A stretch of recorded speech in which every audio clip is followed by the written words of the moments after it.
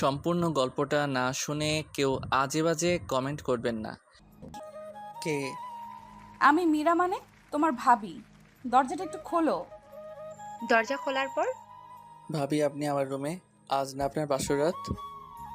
হ্যাঁ, কিন্তু তোমার ভাইয়া বলল তুমি নাকি পায়ে ব্যথা পেয়েছো, তাই এই ইঞ্জেকশনটা দিতে এলাম। ওই একটু পেয়েছি, তাই বলে বাসন না করেই দেবরের সেবা করতে হবে? তোমার ওই হিংসুটে বরটা কি ভাববে বলো তো?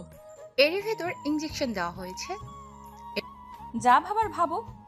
তা তোমার গার্লফ্রেন্ড কয়টা দেবরজি? কি যে বলো না ভাবি, আমার মতো বাজে দেখতে ছেলের সাথে কোন মেয়ে প্রেম করবে?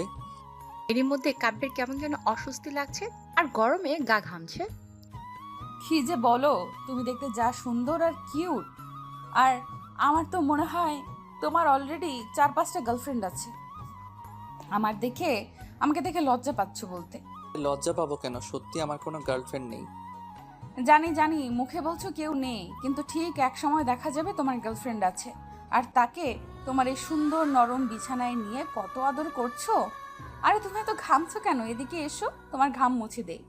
এদিকে ইঞ্জেকশনটা দেওয়ার পর থেকে কাব্যের কেন জানি গরম লাগছিল। আর এখন গরমের সাথে কেন জানি মনে হচ্ছে কাব্যের ভাবির উপর কুনজর পড়েছে। বারবার নিজেকে সামলাতে চেষ্টা করছে, তবুও ব্যর্থ হচ্ছে। তখন কাব্য নিজেকে স্বাভাবিক রাখার চেষ্টা করে বলল, আরে কই ঘামছি? অনেক রাত হয়েছে ভাইয়া, তোমার জন্যে অপেক্ষা করছে। তুমি দেরি করলে রাগ করতে পারে। না, তোমার ভাই রাগ করবে না। আমার কাছে এসো, তোমার মুখের ঘাম মুছে দেই। বলেই নিজের বুকের উপর থেকে বিয়ের শাড়ির আঁচলটা সরিয়ে দেয় আর কাব্যের খুব কাছে চলে আসে। মীরা কাব্যের কাছে আসার ফলে তার চোখ শুধু বারবার মীরার বুকের দিকে যাচ্ছে। কি হলো, তুমি আমার দিকে এভাবে তাকিয়ে কি দেখছো? তোমাকে দেখছি। নেশার ঘরে বলছে কাব্য। তাই আমাকে এভাবে দেখার কি আছে? তোমাকে দেখতে একদম আমার নীলার মতো লাগছে, মন চাইছে তোমাকে। এই নীলাকে আর আমাকেই বা কি? মীরা একদম কাব্যের শরীরের বা গায়ের সাথে গা ঘেঁষে কথাগুলো বলল। মীরা নীলা আমার গার্লফ্রেন্ড ছিল, আর তোমার এই সৌন্দর্য, তোমার গায়ের ঘ্রাণ ঠিক যেন নীলার মতো। মন চাচ্ছে তোমাকে জড়িয়ে ধরে আদর করতে করতে সুখের সাগরে ভেসে যেতে। তাই তো কে মানা করেছে তোমাকে? আমিও তো তোমার মাঝে আজ হারিয়ে যেতেই তোমার ভাইকে দুধের সাথে ঘুমের ওষুধ খাইয়ে তোমার কাছে এসেছি। তুমি আমাকে আদর করবে না কাব্য? কাব্যকে জড়িয়ে ধরে। এদিকে মীরা কাব্যকে জড়িয়ে ধরার ফলে কাব্যের ভেতরের পশুটা জেগে ওঠে আর মীরাকে বিছানায় ফেলে ওকে চুমা খেতে খেতে মীরার গা থেকে সব কাপড় খুলে ফেলে দেয়।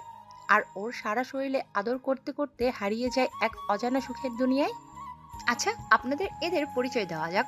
কাব্য আহমেদ, আর ঘটনা তার ভাবিকে নিয়ে। মূল ঘটনা কি এটা আপনারা গল্প পড়তে পড়তে জেনে যাবেন। চলেন তাহলে কাহিনী শুরু করি। পরের দিন কাব্যের ঘুম ভাঙলো বাড়িতে মা বাবার হইচই শুনে। ঘুম ভাঙতেই মনে হলো কেউ তাকে জড়িয়ে ধরে বুকে মাথা দিয়ে শুয়ে আছে। কাব্য তাকিয়ে দেখে একটা মেয়ে সম্পূর্ণ উলঙ্গ হয়ে তার বুকের উপর শুয়ে আছে। তার মুখ দেখতে পারছে না, কারণ মেয়েটার মুখে চুলে ঢেকে আছে। ওর সাথে যে কাব্য উলঙ্গ হয়ে আছে তা বেশ বুঝতে পারছে, কিন্তু এ কি, কাব্যের ঘরে মেয়ে আসলো কি করে? না, মনে পড়ছে না। কাব্য কাপা কাপা হাতে মেয়েটার মুখের উপর থেকে চুল সরাতেই যাকে দেখলো তাতে কাব্যের মাথায় যেন আকাশ ভেঙে পড়লো। এ কি দেখছে কাব্য? তার ভাবি তার রুমে একসাথে কিভাবে আসলো? কালকে তো ভাবির ফুলসজ্জা ছিল, আর ভাবিকে তো এখন ভাইয়ার রুমে থাকার কথা, তাহলে কাব্যের রুমে ভাবি কিভাবে আসলো? উফ খোদা, ভাবতে আর পারছে না। যদি বাড়ির কেউ তাদের এই অবস্থায় দেখে তাহলে কি হতে পারে তা ভাবতে কাব্যের কলিজা শুকিয়ে যাচ্ছে। হ্যাঁ, অবশ্যই যাওয়ারই কথা, কারণ কেউ যদি জানতে পারে বিয়ের প্রথম রাতে বাড়ির বউ নিজের বরকে রেখে পরপুরুষের সাথে রাত কাটিয়েছে, আর ছেলেটা যদি তার দেবর হয়, তাহলে তো কথাই নেই। কাব্য মীরাকে ধাক্কা দিয়ে বুকের উপর থেকে সরাতেই মীরা কাব্যকে যা বলল তাতে কাব্যের মাথায় যেন আকাশ ভেঙে পড়ল। কারণ মীরা ঘুমের মধ্যে বলল যে, উফ জান, ব্যথা লাগে তো। এইভাবে কেউ ঘুম থেকে ওঠায়? ভাবি আপনি আমার রুমে কিভাবে আসলেন? আর আমাদের এই অবস্থা কেন? উফ জান, এত ভাবে ভাবে করছো কেন? কাল রাতে তো আমার সারা শরীরে আদর করতে করতে কত সুন্দর করে জান সোনা ময়না টিয়া পাখি বলে ডাকলে, আর সকাল হতেই এত ভদ্র হয়ে গেলে। ভাবি কি বলছেন এসব? আমি আপনাকে আদর করছি মানে? আপনি আমার সাথে মজা করছেন তাই না? তোমার এসব মজা লাগছে তাই না?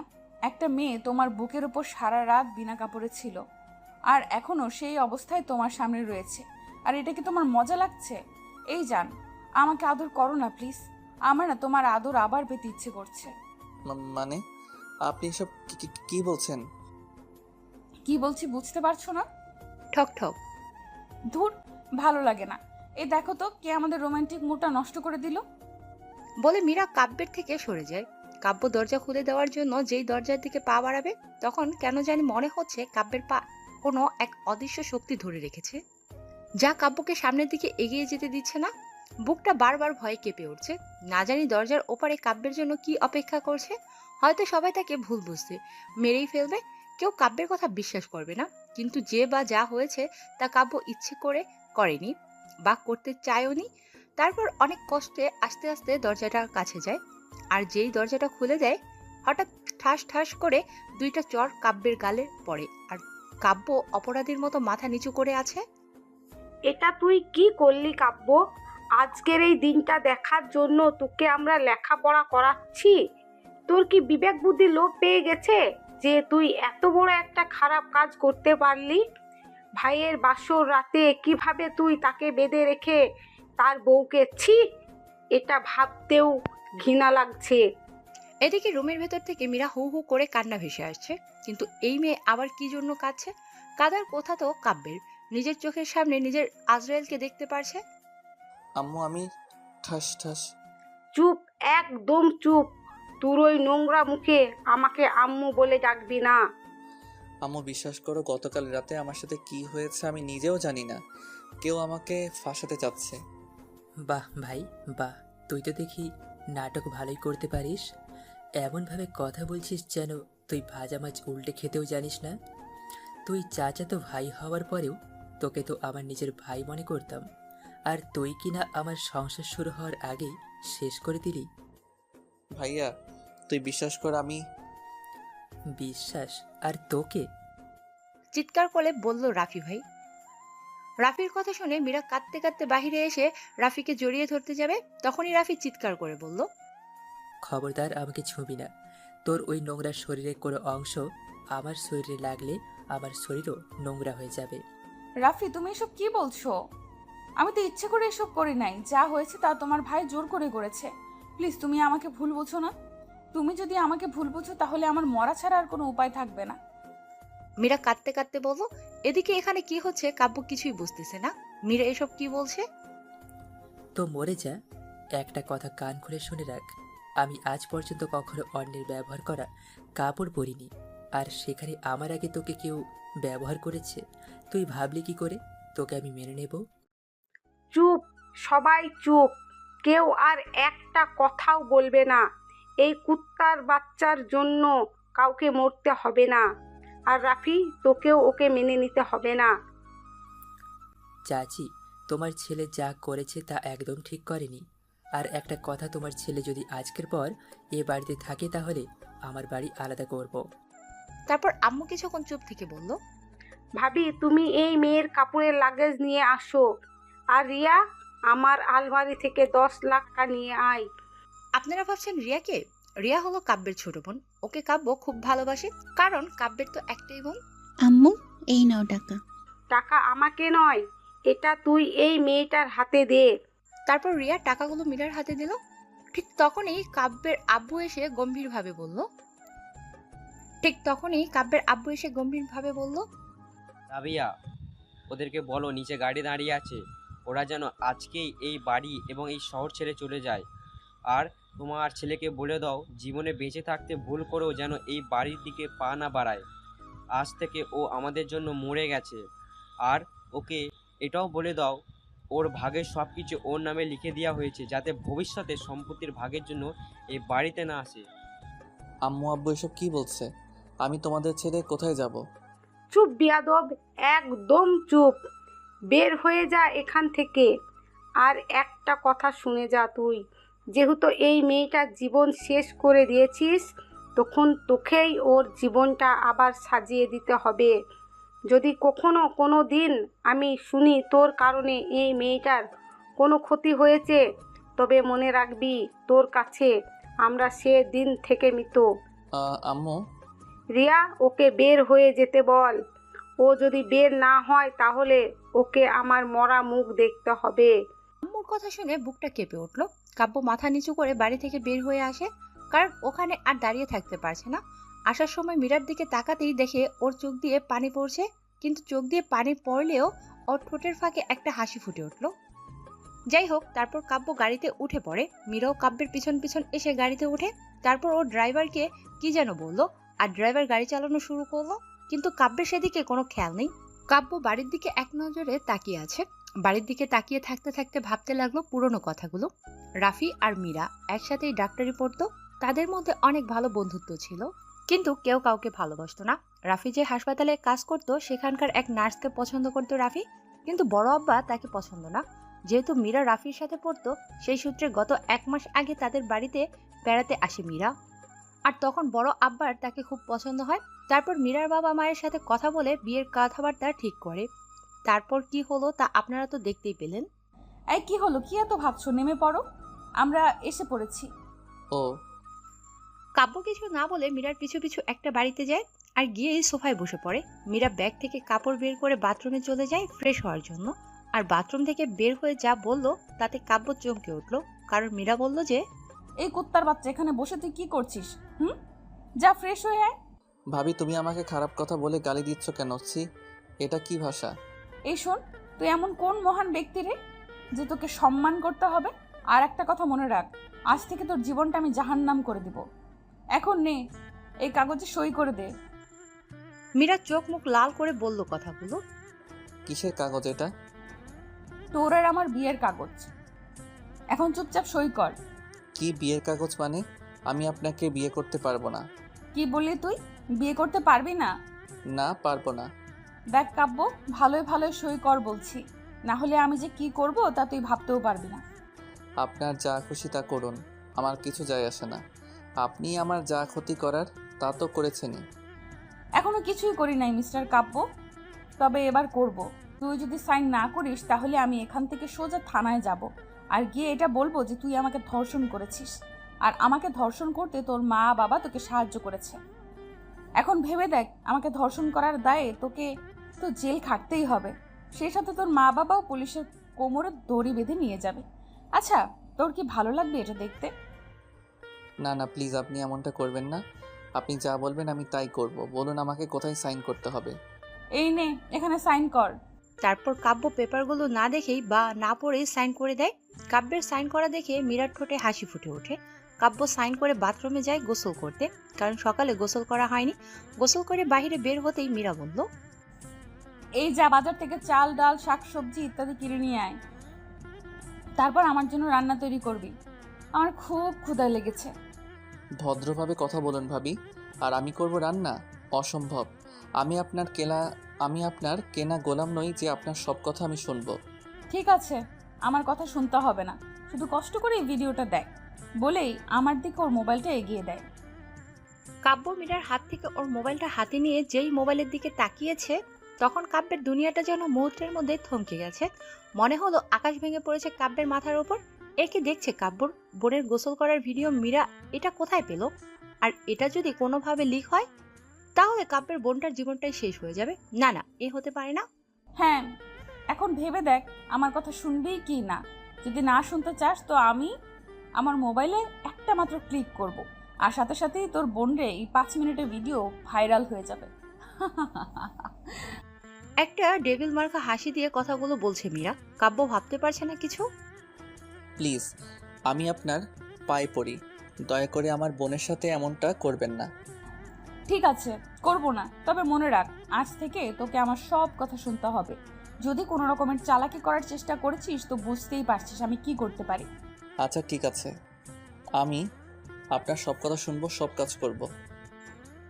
কথাগুলো বলে যেই বের হতে যাবে তখনই মীরা পেছন থেকে বলল, এই শোন, বাজারে যা, এখন বাজারে গিয়ে বাজার করে 1 ঘন্টার ভেতরে বাড়িতে আসবি। যদি 1 মিনিটও লেট করিস না তাহলে বাড়িতে ঢুকতে পারবি না। কাব্য আর কিছু না বলেই বাইরে আসে আর একটা খালি রিক্সা দেখে রিক্সা চালককে থামতে সিগন্যাল দিল। কই যাবেন মাম্মা? বাজারে যাব, যাবেন? ওঠেন মাম্মা। তারপর রিক্সা করে বাজারে যায় আর বাজারে গিয়ে লিস্ট অনুযায়ী সবকিছু কিনে বাড়িতে ফিরতে ফিরতে 7:30 বাজে। সন্ধ্যা 6টা বাজারে গিয়েছিল আর এখন বাজে 7:30। জানে না এখন আবার মীরা কি কি করবে কাব্যের সাথে। যাই হোক, কাব্য তো কোনোদিন বাজার করেনি, আজকেই প্রথম এটা জানলে হয়তো কিছু বলবে না। কাব্য বাড়ির কাছে আসতেই হঠাৎ আকাশে মেঘ জমতে লাগলো। বাড়িতে এসে কলিং বেল দিতেই মীরা দরজা খুলে দিয়েই বলতে লাগলো, ওই কুত্তা, এত সময় লাগে এটুকু বাজার করতে? সরি, আগে কখনো বাজার করি নাই তো। হয়েছে হয়েছে, আর কৈফিয়ত দিতে হবে না। সারা জীবন শুধু বাপের টাকা নষ্ট করেছিস। দেখি কি কি বাজার করেছিস। বলে কাব্যের হাত থেকে বাজারের ব্যাগ নিয়ে বলল, এ কি কিনেছিস? এগুলো সব পচে যাওয়া কাঁচা বাজার কিনেছিস কেন? ওই টাকাগুলো কি তোর বাপের কামাই করা যে এইভাবে নষ্ট করেছিস? কথাগুলো বলেই কাব্যের দিকে ব্যাগটা ছুড়ে দেয় আর বাড়ির দরজা বন্ধ করে দেয়। কাব্য তখন বলল, একে আপনি দরজা বন্ধ করলেন কেন? আজকে রাতে তুই বাহিরেই থাকবি। তোর আজকে আর এই বাড়িতে জায়গা নেই। দেখুন, মজা করবেন না। আকাশটা অনেক অন্ধকার হয়ে এসেছে, যে কোনো সময় বৃষ্টি পড়তে পারে। এর মাঝে বৃষ্টি পড়তে শুরু করলো। অনেক ডাকাডাকির পরেও মীরা দরজা খুলে দেয় না। কাব্য দরজার কাছে বৃষ্টির মধ্যে দাঁড়িয়ে কাক ভেজা হচ্ছে, তবুও মীরা দরজা খুলছে না। সময় যত যাচ্ছে বৃষ্টির প্রকোপ ততই বাড়ছে। বৃষ্টিতে ভিজতে ভিজতে ঠান্ডায় কাব্য দরজায় বসে পড়ে। দরজায় বসে থাকতে থাকতে কখন যে ঘুমিয়ে যায় বুঝতেই পারেনি। এদিকে মীরা রাতের খাবার খেয়ে ঘুমিয়ে যায়। আচ্ছা, আপনারা ভেবেছেন মীরা খাবার কোথায় পেল? কাব্য বাজারে যাওয়ার পর মীরা কাছের একটা হোটেলে থেকেই খাবার কিনে আনে, কারণ মীরা জানতো কাব্য এই সময়ের মধ্যে এত বাজার করতে পারবে না। পরের দিন পাখির কিচিরমিচির শব্দে মীরার ঘুম ভাঙে। ঘুম থেকে উঠে ঘড়ির দিকে তাকাতেই দেখলো সকাল 9টা বাজে। মীরা উঠে তাড়াতাড়ি ফ্রেশ হয়ে রেডি হয়ে হাসপাতালে যাওয়ার জন্য, আর দরজা খুলেই দেখে কাব্য দরজায় মাথা দিয়ে শুয়ে আছে। এদিকে কাব্যকে এভাবে শুয়ে থাকতে দেখে মীরার মাথায় রাগ উঠে যায়। তখন সে ডাক দিয়ে বলল, বাচ্চা খুব ঘুমানো হচ্ছে না? আমার রাতের ঘুম মনের শান্তি কেড়ে নিয়ে এখন বাহিরে ঘুমানো হচ্ছে? তোর কারণে আজ আমার হাসি খুশি পরিবারটা হাসতে ভুলে গেছে। অবশ্য মনে মনে বলল মীরা। তখন রাগের মাথায় মীরা কাব্যকে একটা লাথি দেয়, আর সাথে সাথেই কাব্য মাটিতে মুখ থুবড়ে পড়ে যায়, কিন্তু কোনো হুঁশ নেই। তখন মীরা বলল, এই কুত্তার বাচ্চাটা এইভাবে পড়ে গেল কেন? কোথাও মরে টরে গেল না তো? না, ও এইভাবে এত তাড়াতাড়ি মরে যেতে পারে না। ওকে অনেক কষ্ট পেতে হবে, অনেক অনেক। দেখি একটু বেঁচে আছে কিনা। তারপর মীরা কাব্যের কাছে যায়, আর কাব্যের গায়ে হাত দিতেই মীরা শিউরে ওঠে, কারণ মীরা কাব্যের গায়ে হাত দিয়েই বুঝতে পারে কাব্যর শরীর জ্বরে একদম পুড়ে যাচ্ছে। তারপর মীরা কাব্যের পা ধরে টানতে টানতে বাড়ির ভিতরে নিয়ে যায়, আর ওর ব্যাগ থেকে একটা ইঞ্জেকশন দিয়ে দরজায় তালা দিয়ে হাসপাতালে চলে যায়। এরপর দুপুর 3টার দিকে কাব্যের জ্ঞান ফেরে। কাব্য চোখ খুলতেই দেখে কাব্য তার রুমের মেঝেতেই শুয়ে আছে, আর শরীরটা খুব দুর্বল লাগছে। শরীরের দিকে তাকিয়ে দেখে গতকালকে যে কাপড় পরেছিল তা এখনো পরেই আছে। যাই হোক, তারপরেও কোনো রকমে বাথরুমে যায় গোসল করতে, আর বাথরুম থেকে বের হতেই দেখে মীরা একটা খাবারের প্যাকেট নিয়ে দাঁড়িয়ে আছে। কাব্যকে দেখে বলল, কি রে, তোর শরীর এখন কেমন আছে? মোটামুটি ভালো। আচ্ছা, একটা কথা বলি, আমি রুমের ভিতর কি করে আসলাম? কিন্তু মীরা কাব্যের কথার কোনো জবাব না দিয়ে বলল, ভালো থাকলেই ভালো। আর রুমে কি করে আসলি মানে? এই বাড়িতে যেহেতু আমি ছাড়া আর কেউ নেই, তাহলে ভাব তোকে কে এনেছে। ও, বুঝতে পেরেছি। এখন কথা বাদ দিয়ে এই নে, খাবারগুলো খেয়ে এই ওষুধটা খেয়ে নে। কাব্য গতকাল থেকে না খেয়ে আছে, আর আজকে সকাল থেকেও কিছু খায়নি, তাই কোনো কিছু না ভেবে খাবারগুলো ওর হাত থেকে নিয়ে খেতে লাগলো। খাবার খাওয়া হলে মীরা বলল, খাওয়া হয়েছে, এবার রান্নাঘরে যা আর আমার জন্য খাবার তৈরি কর। মীরার কথা শুনে যেন কাব্য অবাক হয়ে গেল। তারপর বলল, আমি রান্না করব? এইভাবে অবাক হওয়ার কিছু নেই। তোর জন্য কি বাহির থেকে কেনা খাবারগুলো এমনি এমনি এনেছি? তুই যে খাবারগুলো খেলি এগুলোর দাম জানিস? এগুলোর দাম কে দিবে? কাব্য মীরার দিকে অবাক হয়ে তাকিয়ে আছে। এইভাবে আমার দিকে তাকিয়ে কি দেখছিস? যা আমার জন্য খাবার তৈরি কর। ভাবি, আমি রান্না করতে পারি না। মাথা নিচু করে বলল, কি বললি? রান্না করতে পারিস না তাই না? তাহলে কি পারিস? হ্যাঁ, এটা পারিস যে কিভাবে একটা নিরীহ নিষ্পাপ মেয়েকে প্রেমের জালে ফেলে কিভাবে তার সর্বনাশ করা যায়, কিভাবে একটা হাসি খুশি পরিবারকে দুঃখের সাগরে ভাসিয়ে দেওয়া যায়। মীরা রাগ করে বলল কথাগুলো, কিন্তু কাব্য তার কথার কিছুই বুঝলো না। মানে কি বলছেন এগুলো? কিছু না, যা এখন খাবার তৈরি কর। বলেই মীরা বাথরুমের দিকে যাচ্ছে। তখন কাব্য তার কিছু না বলে রান্নাঘরে যায় রান্না করতে। তারপর অনেক কষ্টে কোনো রকমের রাতের জন্য খাবার তৈরি করলো। বাড়িতে থাকতে কাব্যের আম্মু যখন রান্না করতো তা দেখে একটু একটু শিখেছিল, কিন্তু আগে কখনো রান্না করেনি, যাই হোক, রান্না করা খাবারগুলো টেবিলে রাখতেই মীরা খাবার টেবিলে এসে একটা চেয়ারে বসে পড়ে। আর বসতে বসতে বলতে লাগলো। কাব্য আর কিছু না বলে রান্নাঘরে যায় রান্না করতে। তারপর অনেক কষ্টে কোনো রকমে রাতের জন্য কিছু খাবার তৈরি করে। বাড়িতে থাকতে কাব্যের আম্মু যখন রান্না করতো তা দেখে একটু একটু শিখেছিল, কিন্তু আগে কখনো রান্না করেনি। যাই হোক, রান্না শেষ করে খাবারগুলো টেবিলে রাখতেই মীরা খাবার টেবিলে এসে একটা চেয়ারে বসে পড়ে। আর বসতে বসতে বলতে লাগলো, দেখি কেমন রান্না করতে পারিস, মানুষ খেতে পারবে তো? আমি এতটাও খারাপ রান্না করি না যে মানুষ খেতে পারবে না। আর যদি মানুষ খেতে না পারে তাহলে রাস্তার কুকুর অন্তত খেতে পারবে। কি বললি? আমি রাস্তার কুকুর? তুই খা তোর খাবার। কথাটা বলেই কাব্যের গায়ে ভাতের প্লেট ছুঁড়ে মারল মীরা। প্লেটটা কাব্যের কপালে লেগে অনেকটা কেটে গেল। এটা কি হলো? আপনি আমার উপর এভাবে ভাতের প্লেট ছুঁড়ে দিলেন কেন? উফ, কপালটা মনে হয় কেটেই গেল। হাতে একটু রক্তও দেখলাম। ঠিক হয়েছে, তোর সাথে তো এটা হওয়ারই দরকার। বাচ্চা কথা কর। দেখুন, আপনি কিন্তু একটু বেশিই বলছেন। এই কথাগুলো যে আমাকে শোনাচ্ছেন, যদি আপনি মেয়ে না হয়ে আপনার জায়গায় কোনো একটা ছেলে বলতো তাহলে তার যে কী অবস্থা করতাম আপনি ভাবতেও পারতেন না। কি করবি রে তুই? তোর কি করার ক্ষমতা আছে? শোন, আমার একটা পশমেরও ক্ষতি করতে পারবি না তুই, বুঝলি? হ্যাঁ, আপনার কোনো ক্ষতি করতে পারবো না।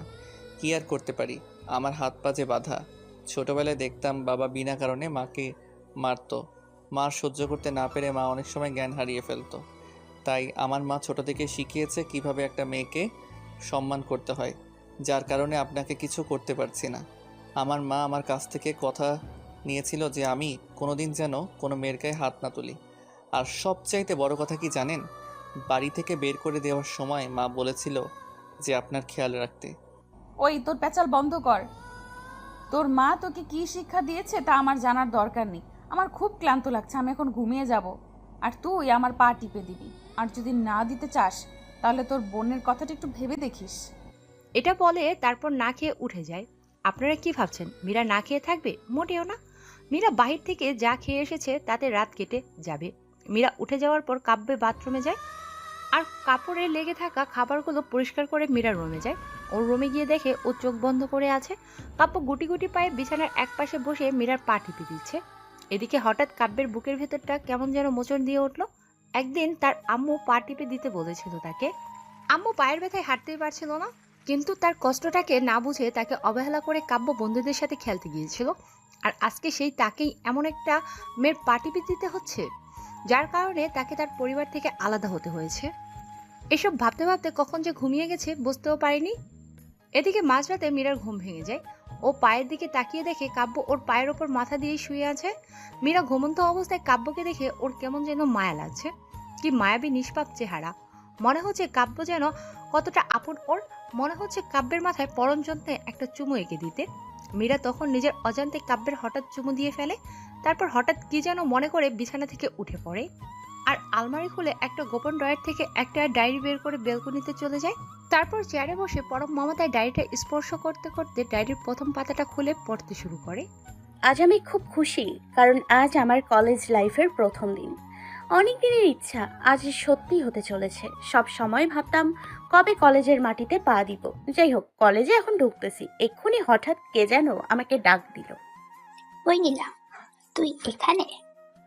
ও সরি, আমি তো আমার পরিচয়টাই দিতে ভুলে গেছি।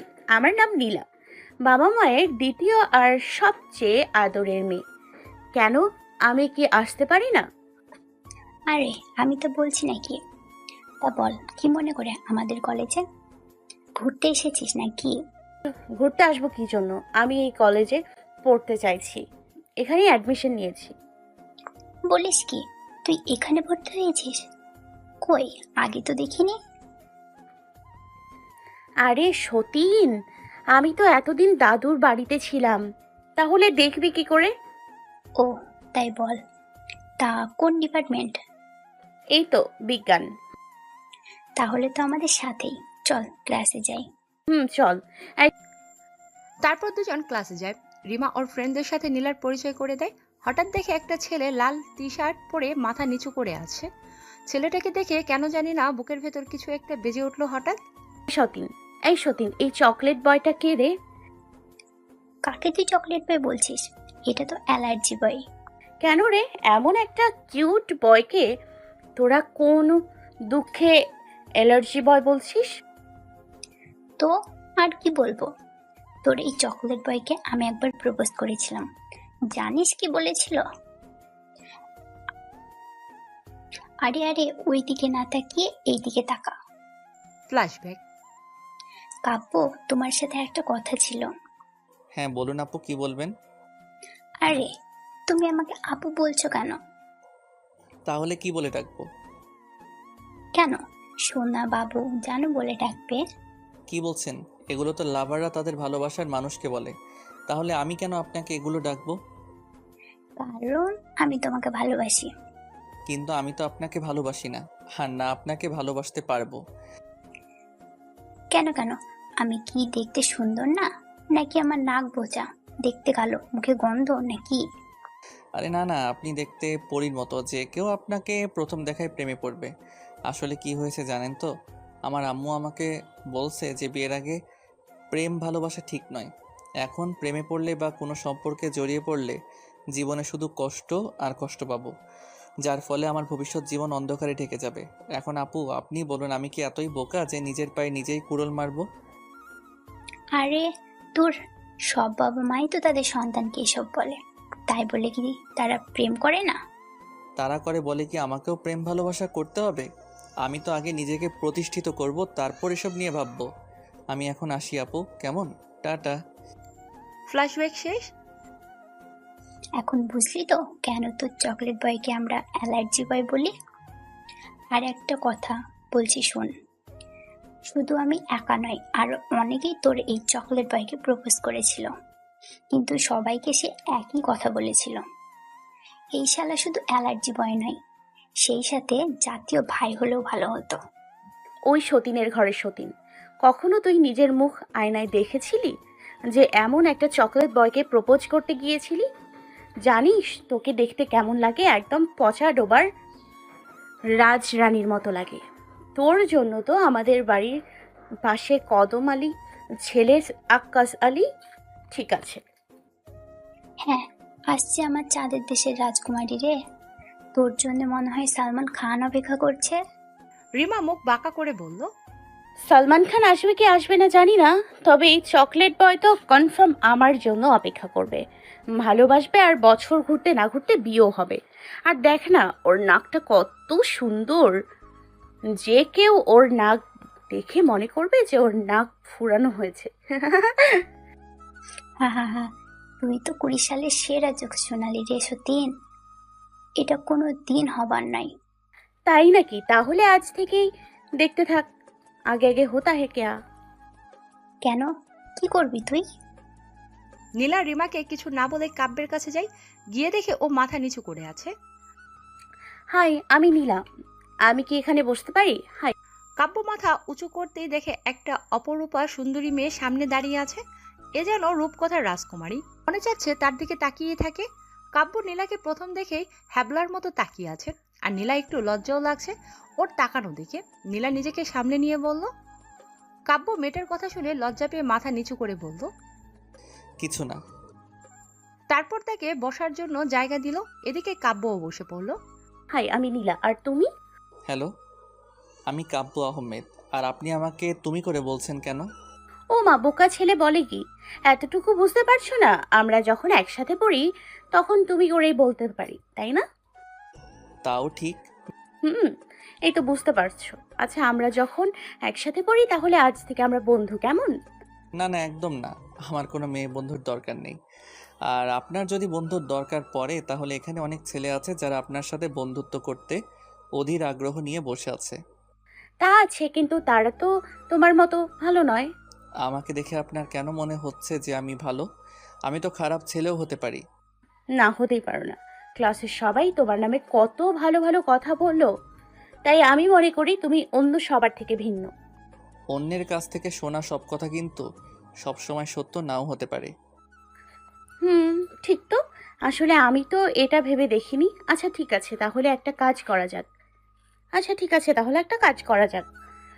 আমরা আমরা 1 মাস সাধারণ বন্ধুর মতোই থাকি। এর মাঝে যদি আমার বা তোমার যে কোনো একজনের মনে হয় যে আমাদের মাঝে বন্ধুত্ব ঠিক নয়, তখন না হয় তোমার রাস্তায় তুমি আর আমার রাস্তায় আমি। কিন্তু কোনো কিন্তু নয়, এখন তোমার মোবাইল নাম্বারটা দাও। কাব্য প্রথমে দিতে চাচ্ছিল না নাম্বার, কিন্তু নীলা কাব্যের কাছ থেকে এক প্রকার জোর করেই ওর মোবাইল নাম্বারটা নিল। এরপর থেকে তাদের বন্ধুত্ব শুরু হয়। দুজন একে অন্যের লেখাপড়ায় সাহায্য করে, আর কাব্য যখন কিছু না বুঝলে তখন ও কাব্যকে বুঝিয়ে দেয়, আর কাব্য ওকে। যখন নীলা বোঝায় তখন কাব্য শুধু নীলার দিকে এক ধ্যানে তাকিয়ে থাকতো, যা দেখে কলেজের সব ছেলেমেয়েরা তাদের খুব হিংসা করত। এভাবে দেখতে দেখতে 3টা মাস চলে যায়। নীলা কাব্যের ওপর দুর্বল হয়ে পড়েছে। শুধু নীলা বললে ভুল হবে, কাব্যও যে এখন নীলাকে ভালোবাসে তা বুঝতে নীলার আর বাকি নেই। সবসময় ও নীলাকে শাসনের উপর রাখে।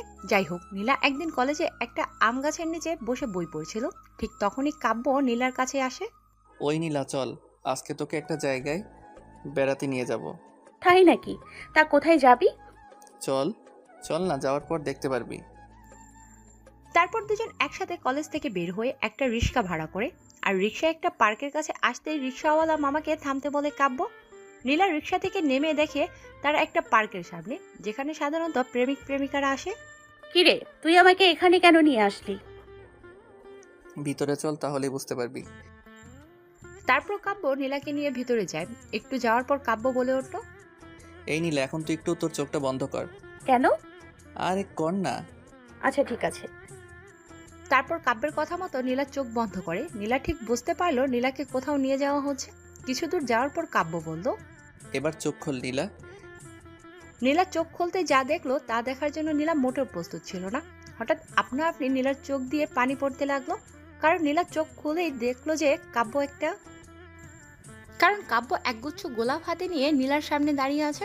তখন নীলা ওকে কিছু বলতে যাবে, তার আগেই কাব্য বলতে লাগলো, নীলা, প্রেম ভালোবাসা কি তা আমি জানি না, আর কখনো জানতেও চাই না। কলেজে যেদিন আমি তোমাকে প্রথম দেখেছিলাম, সেই প্রথম দেখাতেই তোমার প্রেমে পড়ে গিয়েছিলাম। আর সেই প্রথম দেখাতেই আমার কেন জানি মনে হয়েছিল হয়তো সৃষ্টিকর্তা তোমাকে আমার জন্যে এই পৃথিবীতে পাঠিয়েছে। নীলা, তুমি হয়তো বিশ্বাস করবে না, আমি জীবনে তুমি ছাড়া আর কোনো মেয়ের সাথে বন্ধুত্ব তো দূরের কথা, আপু ছাড়া কথা পর্যন্ত বলি নাই। কিন্তু তোমাকে যেদিন প্রথম দেখেছি সেদিনই তোমাকে মনে মনে পছন্দ করে ফেলেছিলাম। আর জানো, যদি ওই দিন তুমি আমার সাথে বন্ধুত্ব না করতে, বিশ্বাস করো আমি নিজেই সেদিন তোমার সাথে বন্ধুত্ব করতাম। আর সবচেয়ে মজার ব্যাপার হচ্ছে এই যে তোমার সাথে বন্ধুত্ব হওয়ার পর থেকে আমার প্রতি তোমার যে ছোট ছোট দুষ্টু মিষ্টি ঝগড়া, রাগ, অভিমান করতে, তখন তা ভাঙাতে আমার খুব ভালো লাগতো।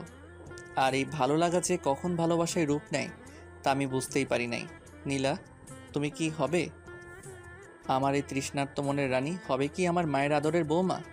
এক নিঃশ্বাসে কথাগুলো বলে মাথা নিচু করে আছে। ঠাস চরের শব্দ, সবাই তাদের দিকে তাকিয়ে আছে। কাব্য নীলাকে ভালোবাসে এটা শুনে খুশিতে নীলার চোখ দিয়ে পানি পড়ছে। এদিকে কাব্য চোর খেয়ে মাথা নিচু করে ভাবতে লাগলো, তাহলে কি নীলা কাব্যকে ভালোবাসে না? সেজন্যই হয়তো কাব্যকে চোর মারল।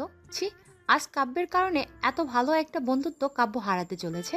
এটা ভাবতেই চোখ দিয়ে পানি পড়ছে।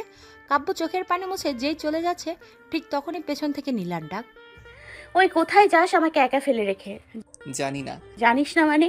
একটা চড় খেয়েই বলছিস জানিস না? তাহলে আমার বাকি জীবনের দায়িত্ব কিভাবে নিবি? হে খোদা, এ আমি কাকে ভালোবাসলাম?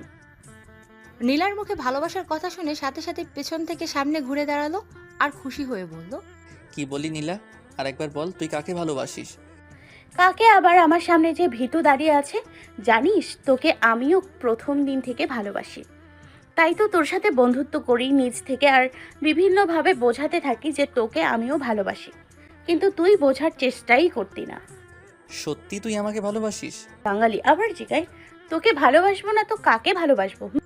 কাব্য আর কিছু না বলে নীলাকে খুশিতে শক্ত করে জড়িয়ে ধরলো। আরে আরে কি করছিস? সবাই দেখছে তো, আমার বুঝি লজ্জা করে না? ও সরি। কাব্য নীলাকে ছেড়ে দিয়ে বলে সরি। আসলে খুশিতে তোমাকে জড়িয়ে ধরেছি। তোমার মুখে ভালোবাসি কথাটা শুনে নিজেকে কন্ট্রোল রাখতে পারি না। তারপর দুজন পাশের একটা বেঞ্চে পাশাপাশি বসে পড়ে, আর তারা তাদের ভবিষ্যৎ প্ল্যানগুলো নিয়ে সুখের একটা কাল্পনিক জগৎ তৈরির কথা একের পর এক বলতে থাকে। আর এভাবেই শুরু হয় তাদের সম্পর্কের নতুন এক অধ্যায়। অন্যান্য ছেলেদের মতো কাব্য কখনো তাকে বাজে কথা বলতো না, মানে রুম ডেটের কথা বলতো না, বরং নীলাই ফাজলামি করে ওকে বলতো। তখনও নীলাকে বোঝাতো, ও নীলার সাথে যা করার তা বিয়ের পর বৈধভাবেই করতে চায়। ও কখনো খারাপ উদ্দেশ্যে স্পর্শও করতো না নীলাকে। এতে ওর প্রতি নীলার ভালোবাসা আরো দ্বিগুণ বেড়ে যায়। এভাবে দেখতে দেখতে আরো 2 মাস কেটে যায়। 2 মাস পর একদিন, কাব্য, এই কাব্য। আম্মু ডাকছিলে? হ্যাঁ শোন, আজকে আমরা সবাই তোর দাদুর বাড়িতে যাচ্ছি। ওখানে 6-7 দিনের মতো থাকবো। তুই তো যেতে পারবি না, তাই আজকে কলেজ থেকে সোজা বাড়িতে আসবি, কোথাও আড্ডা দিবি না। ঠিক আছে আম্মু। এরপর কাব্য ফ্রেশ হয়ে কলেজে চলে গেল। তারপর কলেজে যেতেই হঠাৎ মনে হলো, হাই খোদা, সবাই তো দাদু বাড়িতে যাচ্ছে বলছে, তাহলে কাব্য কি করে এতদিন থাকবে? নিজেকেই হাত পুড়ে রান্না করতে হবে। ভাবতেই মনটা খারাপ হলো। তখন মুখ গোমড়া করে বসে আছো কেন? তোমার কি কোনো কারণে মন খারাপ? নীলা কাব্যের কাছে আসতে আসতে বলল, আর বলিস না, সবাই দাদু বাড়িতে বেড়াতে যাচ্ছে, শুধু আমি ছাড়া। এর মাঝে হঠাৎ বৃষ্টি পড়তে লাগলো। এই নীলা, তাড়াতাড়ি এখান থেকে চল, না হলে বৃষ্টিতে ভিজবো। না, আমি কোথাও যাব না। আমি আর তুমি এখন একসাথে বৃষ্টিতে ভিজবো। জানো, আমার অনেক দিনের ইচ্ছা ছিল যে আমার বরের সাথে বৃষ্টিতে ভিজবো। এই কথা বলতে না বলতে কাব্যকে নিয়ে বৃষ্টিতে ভিজতে লাগলো নীলা। কাব্য নীলাকে কিছু বলবে যে নীলার বৃষ্টির পানিতে ভেজা নিষেধ, কিন্তু নীলার মায়াভরা মুখের দিকে তাকিয়েই আর কিছু বলল না। ওর সাথে কাব্য বৃষ্টিতে ভিজতে লাগলো আর উপভোগ করতে লাগলো। নীলা উপভোগ করছে বৃষ্টি, আর কাব্য উপভোগ করছে আমার বৃষ্টি বিলাসী নীলাকে। কিন্তু এদিকে প্রচুর বৃষ্টিতে ভিজতে ভিজতে কাব্যের খুব ঠান্ডা লাগছে, তাই নীলাকে বলল, নীলা, অনেকক্ষণ তো ভিজলে, চলো এখন তোমাকে তোমার হোস্টেলে রেখে আসি, আমার একটু ঠান্ডা লাগছে। ঠান্ডা লাগছে? যাও যাও যাও, তাড়াতাড়ি বাড়িতে চলে যাও আর জ্বরের ঔষধ খেয়ে নিও। আরে আমি একা যাব কেন? চলেন, আপনাকে রেখে তারপর আমি বাসায় যাব। তাহলে আর কিছুক্ষণ ভিজবো আমি, প্লিজ। না, একদম না, অনেক হয়েছে। তারপর নীলাকে এক প্রকার জোর করেই নিয়ে ওর হোস্টেলে রেখে কাব্য বাড়িতে চলে আসে। বাড়িতে এসে দেখে সবাই দাদু বাড়িতে চলে গেছে, বাড়ি একদম ফাঁকা। তারপর কাব্য গায়ে পানি মুছে ভিজা কাপড় পাল্টিয়ে ফ্রিজ থেকে খাবার বের করে আর তা গরম করে খেয়ে ঘুমিয়ে পড়ে। রাতে কেন জানি খুব ঠান্ডা লাগছিল, তাই আলমারি থেকে কম্বল বের করে শুয়ে পড়ে। পরের দিন ঘুম থেকে উঠে দেখে জ্বরে গা পুড়ে যাচ্ছে একদম। অনেক চেষ্টা করেও বিছানা থেকে উঠতে পারলো না, তাই আবারও ঘুমিয়ে গেল। এদিকে নীলা কলেজে এসে অনেকক্ষণ ধরে কাব্যের জন্য অপেক্ষা করছে, কিন্তু কাব্য আসার কোনো লক্ষণ নেই। অবশেষে বিরক্ত হয়ে কাব্যকে কল দেয়। দেখে নীলার অলস বড়টা কি করে। হঠাৎ মোবাইলে একটা কল আসলো। মোবাইলের দিকে তাকিয়ে দেখে নীলার কল দিয়েছে, তাই কোনো রকমে কলটা রিসিভ করলো। হ্যাঁ হ্যাঁ, হ্যালো নীলা, বলো। কোথায় তুমি? আর তোমার গলা এমন লাগছে কেন? আমি বাড়িতে, আর আমার সামান্য একটু জ্বর এসেছে, এজন্য। কি, তোমার জ্বর আর সেটা তুমি আমাকে এখন বলছো? এই, তোমার বাড়ির ঠিকানা দাও তো। কিন্তু কাব্য কোনো উত্তর দিল না। কি হলো, কথা বলছো না কেন? হ্যালো হ্যালো, কাব্য কি হলো, কথা বলছে না কেন? কোথাও ওর কিছু আবার হলো না তো? কেন যে ওকে কালকে জোর করলাম বৃষ্টিতে ভিজতে? আঙ্কেল আন্টিও বাড়িতে নেই। উফ, কি যে করি, খুব চিন্তা হচ্ছে। যদি ওর বাড়ির ঠিকানাটা জানতাম তাহলে ওকে দেখতে যেতে পারতাম। কিরে নীলা, কি ভাবছিস এত? সেই থেকে ডেকেই যাচ্ছি, কিন্তু তুই কিছুই বলতেছিস না। হ্যাঁ রে, একটু চিন্তায় আছি। আচ্ছা, তুই কি কাব্যর বাড়ির ঠিকানা জানিস? কেন জানবো না? 3 রাস্তার মাথায় গিয়ে ওর নাম বললে যে কেউ বলে দেবে। তোকে অনেক অনেক ধন্যবাদ রে, আমি এখন যাচ্ছি। রে শোন তো, এটা তো বল, তুই ওর বাড়িতে কেন যাবি? যা বাবা, চলে গেল। রিমার কথা মতো নীলা কাব্যদের বাড়িতে আসে। ওদের বাড়িতে বাহির থেকে দেখতে সত্যি অনেক সুন্দর। বাড়িতে একটা গার্ডেন আছে দেখছে। যাক, তার শ্বশুরবাড়ির লোকজন অনেক শৌখিন দেখা যাচ্ছে। কিন্তু একই বাড়ির দরজা খোলা কেন? দরজার হাত দিতেই সম্পূর্ণ দরজা খুলে গেল। বাড়ির ভিতরে ঢুকতেই দেখে কাব্য মেঝেতে পড়ে আছে। নীলা দৌড়ে গিয়ে ওকে যেই তুলতে যাবে, একই ওর গা তো জ্বরে পুড়ে যাচ্ছে। তারপর নীলা অনেক কষ্টে কাব্যকে তুলে পাশের একটা রুমে নিয়ে যায়। এখন কি করবে কিছুই মাথায় আসছে না। ও মনে পড়েছে, ছোট্টবেলায় জ্বর আসলে আম্মু মাথায় পানি ভিজা কাপড় দিয়ে গা মুছে দিত, এতে নাকি জ্বর কমে। তাই নীলাও কাব্যের শার্ট খুলে ওর গা মুছে দিচ্ছে। কিন্তু একই, ওর তো জ্বর কমছেই না, বরং বেড়েই চলেছে। এখন কি করবে? তাই রিমাকে ফোন দিয়ে দেখে। হ্যালো নীলা, বল। তুই একটু কষ্ট করে একটা ডক্টর নিয়ে কাব্যদের বাড়িতে আসতে পারবি? ডাক্তার কেন? কিছু হয়েছে নাকি? রিমা অবাক হয়ে বলল, আর বলিস না, কাব্যর গা জ্বরে পুড়ে যাচ্ছে, কি করব বুঝতেছি না। আচ্ছা, তুই ওর পাশে থাক, আমি ডাক্তার নিয়ে আসছি। তাড়াতাড়ি আয়। কিছুক্ষণ পর রিমা ডাক্তার নিয়ে আসে। ডাক্তার কাব্যকে দেখছে। জ্বর তো অনেক বেশি। ওর জ্বর কখন থেকে বলতে পারবেন? কি? না, বলতে পারবো না। কালকে আমার সাথে বৃষ্টিতে ভেজার সময় একবার বলেছিল ওর নাকি ঠান্ডা লাগছে। তারপর আজকে যখন এখানে আসি তখন ওকে মেঝেতে পড়ে থাকতে দেখি। তারপর ওকে ওষুধ খাইয়ে পানি দিয়ে গা মুছে দেই যাতে জ্বর কমে, কিন্তু ওর জ্বর কমার থেকে বেড়েই চলছে দ্বিগুণ। ও, বুঝতে পেরেছি। আমি কিছু ওষুধ লিখে দিচ্ছি, নিয়মিত খাওয়াবেন। আর একটা কথা, রোগী মানে উনি কি বিবাহিত? না, কেন বলুন?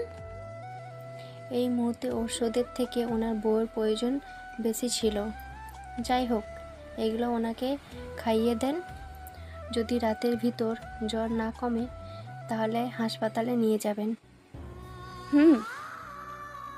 তারপর ডাক্তার চলে যায়, সাথে রিমাও। তবে যাওয়ার আগে নীলাকে সব ওষুধ কিনে দিয়ে যায়।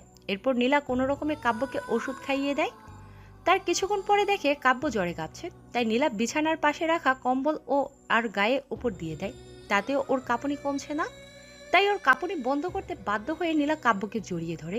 আর কাব্য নীলাকে জড়িয়ে ধরে ওর মুখের দিকে তাকিয়ে দেখে এক রাতে মানুষটা কতটা শুকিয়ে গেছে। জ্বরে ওর ঠোঁট জোড়া কাঁপছে। ওর ঠোঁট জোড়া দেখে কেন জানি না নীলা তার ঠোঁটকে সামলাতে পারল না। ওর ঠোঁটের মাঝে নিজের ঠোঁট ডুবিয়ে দিল আর মাতালের মতো ওর ঠোঁট চুষতে থাকে। তখন হঠাৎ কাব্য জ্বরের ঘোরে নীলাকে ওর নিচে ফেলে দেয় আর নীলাকে ওর শক্ত করে জড়িয়ে ধরে আর আপন করে নেয় নিজের সাথে। নীলাও তার নিজেকে ধরে রাখতে পারল না। দুজন দুজনকে হারিয়ে যায় সুখের এক অজানা জগতে। তারপর কখন যে কাব্যের বুকুকে মাথা রেখে ঘুমিয়ে পড়েছে বুঝতেই পারেনি। নীলার যখন ঘুম ভাঙে তখন নিজেকে কাব্যের বুকের উপর আবিষ্কার করলো। কাব্য নীলাকে জড়িয়ে ধরে ঘুমিয়ে আছে। তারপর মোবাইলের দিকে তাকিয়ে দেখে রাত প্রায় 12টার কাছাকাছি। তখন হঠাৎ নিজের দিকে তাকাতেই লজ্জা পেয়ে যায়। ছি ছি ছি, এটা কি করলো নীলা? নীলা একটা মেয়ে হয়ে এটা করতে পারলো? ও নীলাকে কি ভাববে? এরকম হাজারো চিন্তা করতে করতে নীলা আবারও ঘুমিয়ে পড়ল। পরের দিন খুব সকালে ঘুম থেকে উঠে হোস্টেলে ফিরে যায় নীলা। এদিকে 1 ঘন্টায় কয়েকদিনের মধ্যে কাব্য সম্পূর্ণ সুস্থ হয়ে যায়।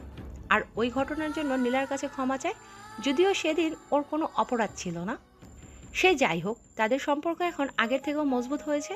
কাব্য নীলাকে সবসময় পর্দা করতে বলে, মানে বোরখা পরে চলতে বলে।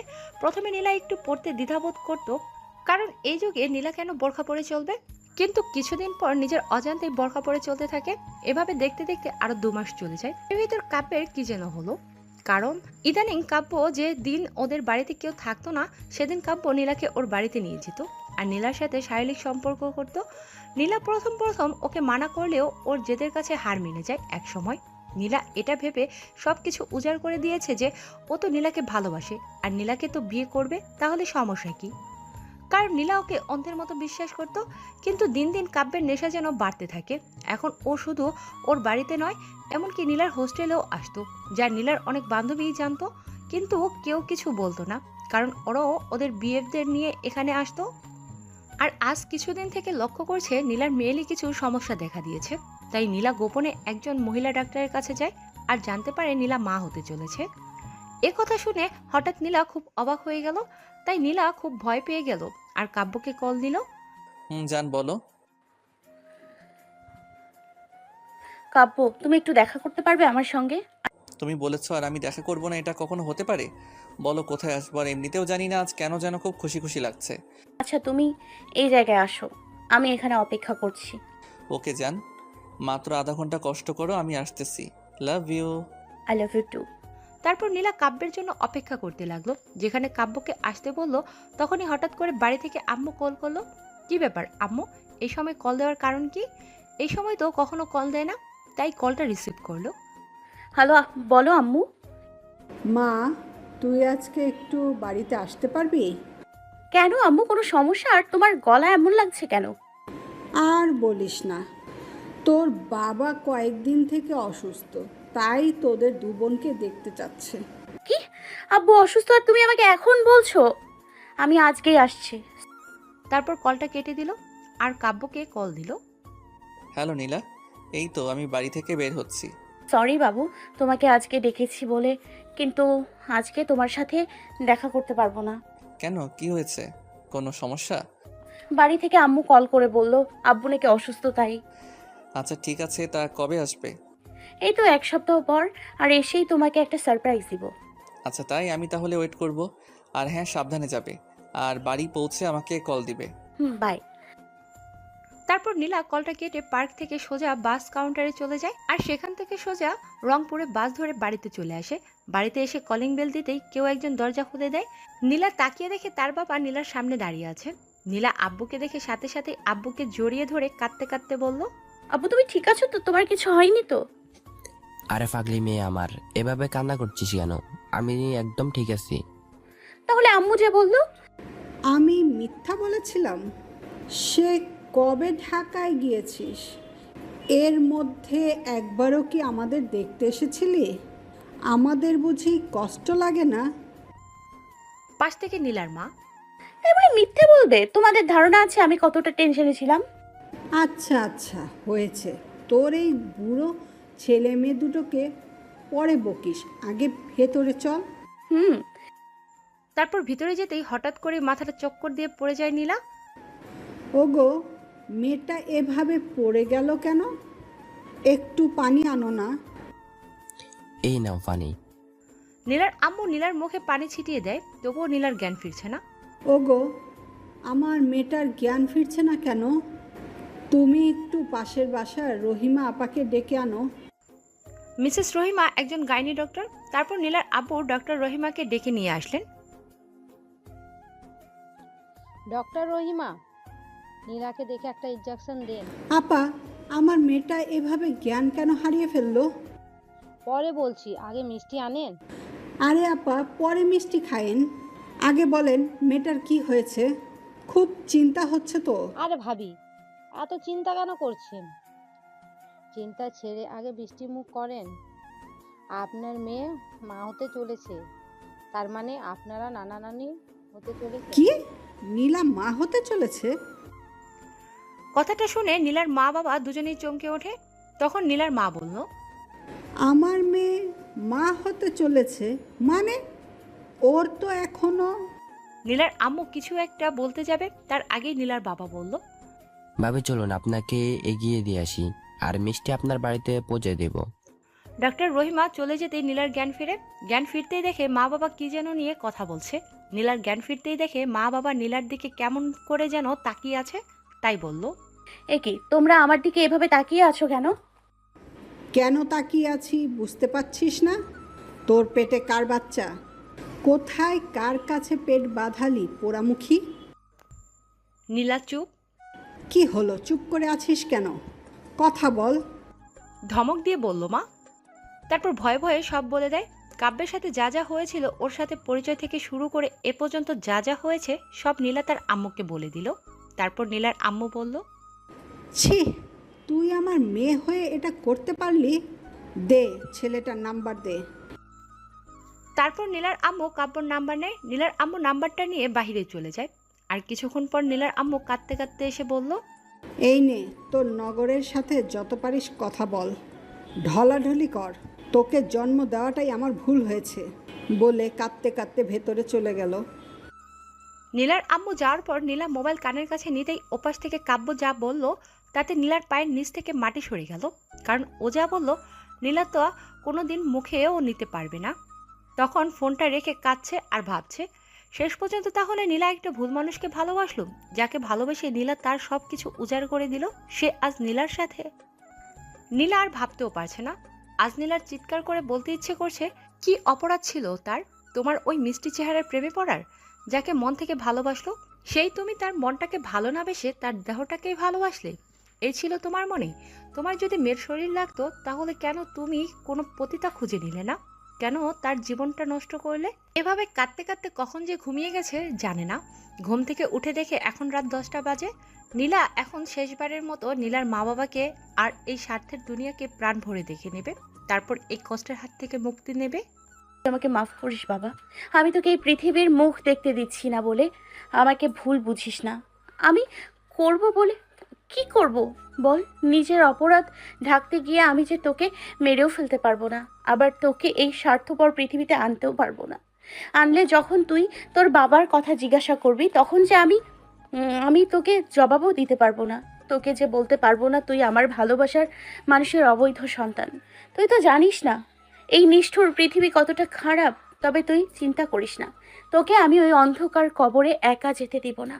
তোর সাথে আমিও থাকবো। আর ও পারে আর ওপারে তোর বাবার জন্য অপেক্ষা করব। হে খোদা, হে খোদা, জানি আত্মহত্যা মহাপাপ, কিন্তু তবু আমাকে সেই পাপ করতে হবে। যদি সে তার ভুল বুঝতে পারে, তবে পরকালে তাকে আমাদের সাথে মিলিয়ে দিও। তুমি ওকে কোনো কষ্ট দিও না আল্লাহ। আমার মৃত্যুর সাথে যেন ওর সব কষ্ট আমার সাথেই কবরে দাফন হয়ে যায়। ডায়েরি অসমাপ্ত। এদিকে মীরা ডায়েরিটা জড়িয়ে ধরে আকাশের দিকে তাকিয়ে কাঁদতে কাঁদতে বলতে লাগলো। বলে কাঁদতে কাঁদতে মীরা ওখানে ঘুমিয়ে পড়লো। এভাবে দেখতে দেখতে 1 মাস চলে যায়। এই 1 মাস মীরা কাব্যকে শারীরিক ও মানসিক উভয় দিক থেকেই নির্যাতন করেছে। রাত জাগতে জাগতে কাব্যের চোখের নিচে কালি পড়ে গেছে, শরীর আগের থেকে অনেকটা চিকন হয়ে গেছে। আর মাঝে মাঝে তো এতটাই অত্যাচার করেছে যে মনে হয়েছিল রাত্রে ঘুমের মধ্যে ওকে মেরে ফেলে। অবশ্য অনেক রাতে মারতেও গিয়েছিল, কিন্তু কোনো এক অজানা শক্তি কাব্যকে তা করতে বাধা দিত। মনে হতো কেউ একজন কাব্যের কানে কানে বলছে, দেখ কাব্য, মীরা যা করেছে তা কোনো ভুল বুঝে করেছে, তুই ওর ভুলটা ভেঙে দে। কিন্তু কি ভুল তা আজও বুঝতে পারিনি। তারপর একদিন দুপুরে কাব্য ঘুমিয়ে আছে, তখন স্বপ্নে দেখে যে একটা মেয়ে কাঁদতেছে। মেয়েটাকে পেছন থেকে দেখে মনে হচ্ছে যে কাব্য কত দিনের চেনা। কাব্য যখন মেয়েটার কাছে গিয়ে যেই তার কাঁধে হাত রাখতে যাবে, তখনই মোবাইলের শব্দে ঘুম ভেঙে যায়। মোবাইলের দিকে তাকিয়ে দেখে ভাইয়া কল করেছে। কল রিসিভ করবে কিনা ভাবতে ভাবতে হঠাৎ কি মনে করে যেন কলটা রিসিভ করলো। হ্যালো ভাইয়া, বলো এতদিন পর কি মনে করে কল করলি? কাব্য, আমি জানি ভাই তুই আমার উপর রাগ করে আছিস, কারণ আমি তোর সাথে যা করেছি তা একদমই ঠিক করিনি। তুই কি এটা বলতে কল করেছিস? না, তুই প্লিজ আজকে আমার সাথে জায়গায় দেখা কর, প্লিজ মানা করিস না, তোকে আবার অনেক কিছু বলার আছে। ঠিক আছে, বল কখন দেখা করব। যদি পারিস এখনই আয়, আমি এখানেই বসে আছি। ঠিক আছে, আসছি ভাইয়া। তারপর কল কেটে কাব্য রেডি হয়ে তার ভাইয়ের দেওয়া ঠিকানায় চলে যায়। ওখানে গিয়ে দেখে তার ভাইয়া একটা মেয়ের সাথে বসে আছে। কাব্য ওদের কাছে যেতেই ভাইয়া কাব্যকে দেখে বলতে লাগলো, এ কি ভাই, তোর এই অবস্থা কেন? আমার কথা বাদ দে, কেন ডেকেছিস সেটা বল। তবে ভাইয়া একটা কথা বলতো, তুই আমার নামে মিথ্যা বলেছিলি কেন? আর আমাকে কেন ডেকেছিস? তোর আর মীরার ডিভোর্সের কাগজ দিতে নাকি? আরে, আমি মীরাকে কেন ডিভোর্স দিতে যাব? ওর সাথে আমার বিয়ে হলে তো ওকে ডিভোর্স দেব। মানে কি বলছিস ভাইয়া তুই? আমার ঠিক কিছুই তো আমার মাথায় ঢুকছে না। কাব্য, মীরার সাথে আমার কোনো বিয়ে টিয়ে হয়নি। আমাদের বিয়েটা একটা নাটক ছিল, আর মীরা তোকে কাছে পাওয়ার জন্য এটা করেছে। কাব্য তার ভাইয়ার কথা ঠিক কিছুই বুঝতেছে না। কাব্য, তুই হয়তো আমার কথা বুঝতেছিস না, তোকে সবটা বুঝিয়ে বলছি শোন। আগে এটা বলতো, তুই মীরাকে কি আগে থেকে চিনতি? কই না তো। ও আচ্ছা, শোন, এ হলো রিমা, যার কথা তোকে বলেছিলাম। আমরা দুইজন একে অপরকে ভালোবাসি।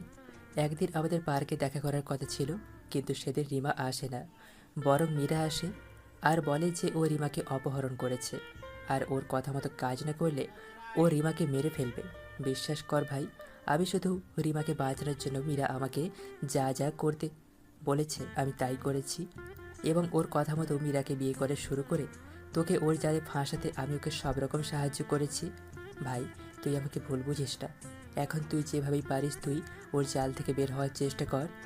আর একটা কথা, আমার সাথে যখনই মীরা তোর সম্পর্কে কথা বলতো, তখনই তোর নাম শুনলেই ওর চোখ দেখে মনে হতো ওর চোখ দিয়ে যেন প্রতিশোধের আগুন জ্বলছে। আচ্ছা ঠিক আছে, আজকে আমি আসছি। তা তোরা বিয়ে করছিস কবে? আমাদের তো আজ 10 দিন হলো বিয়ে হয়ে গেছে। ও, বিয়েও করে ফেলেছিস? আমাকে তোরা একটাবার মুখের কথাও বললি না। সবই কপাল। তা আম্মু আব্বু কেমন আছে? আছে একরকম, তোর জন্য চাচি সবসময় কাঁদে। আচ্ছা ঠিক আছে, আমি আসছি। বলে তারপর কাব্য ওখান থেকে চলে আসে। রাস্তা দিয়ে হাঁটছে আর ভাবছে মীরা কেন এরকম করলো। আর সে তো আগে ওকে ভালো করে চিনতও না, তাহলে কিসের প্রতিশোধ তার থেকে নিতে চায় ও, যার কারণে শুধু তার নয় নিজের চরিত্র দাগ লাগাতে পিছুপা হলো না। কাব্যকে তা জানতেই হবে। এসব ভাবতে ভাবতে বাড়িতে এসে দেখে যে দরজা খোলা। ভাবলো হয়তো মীরা হাসপাতাল থেকে চলে এসেছে। তখন হঠাৎ বাড়ির ভেতর থেকে কারো হাসির শব্দ আসছে। কাব্য দরজা খুলে ভেতরে যেতেই দেখে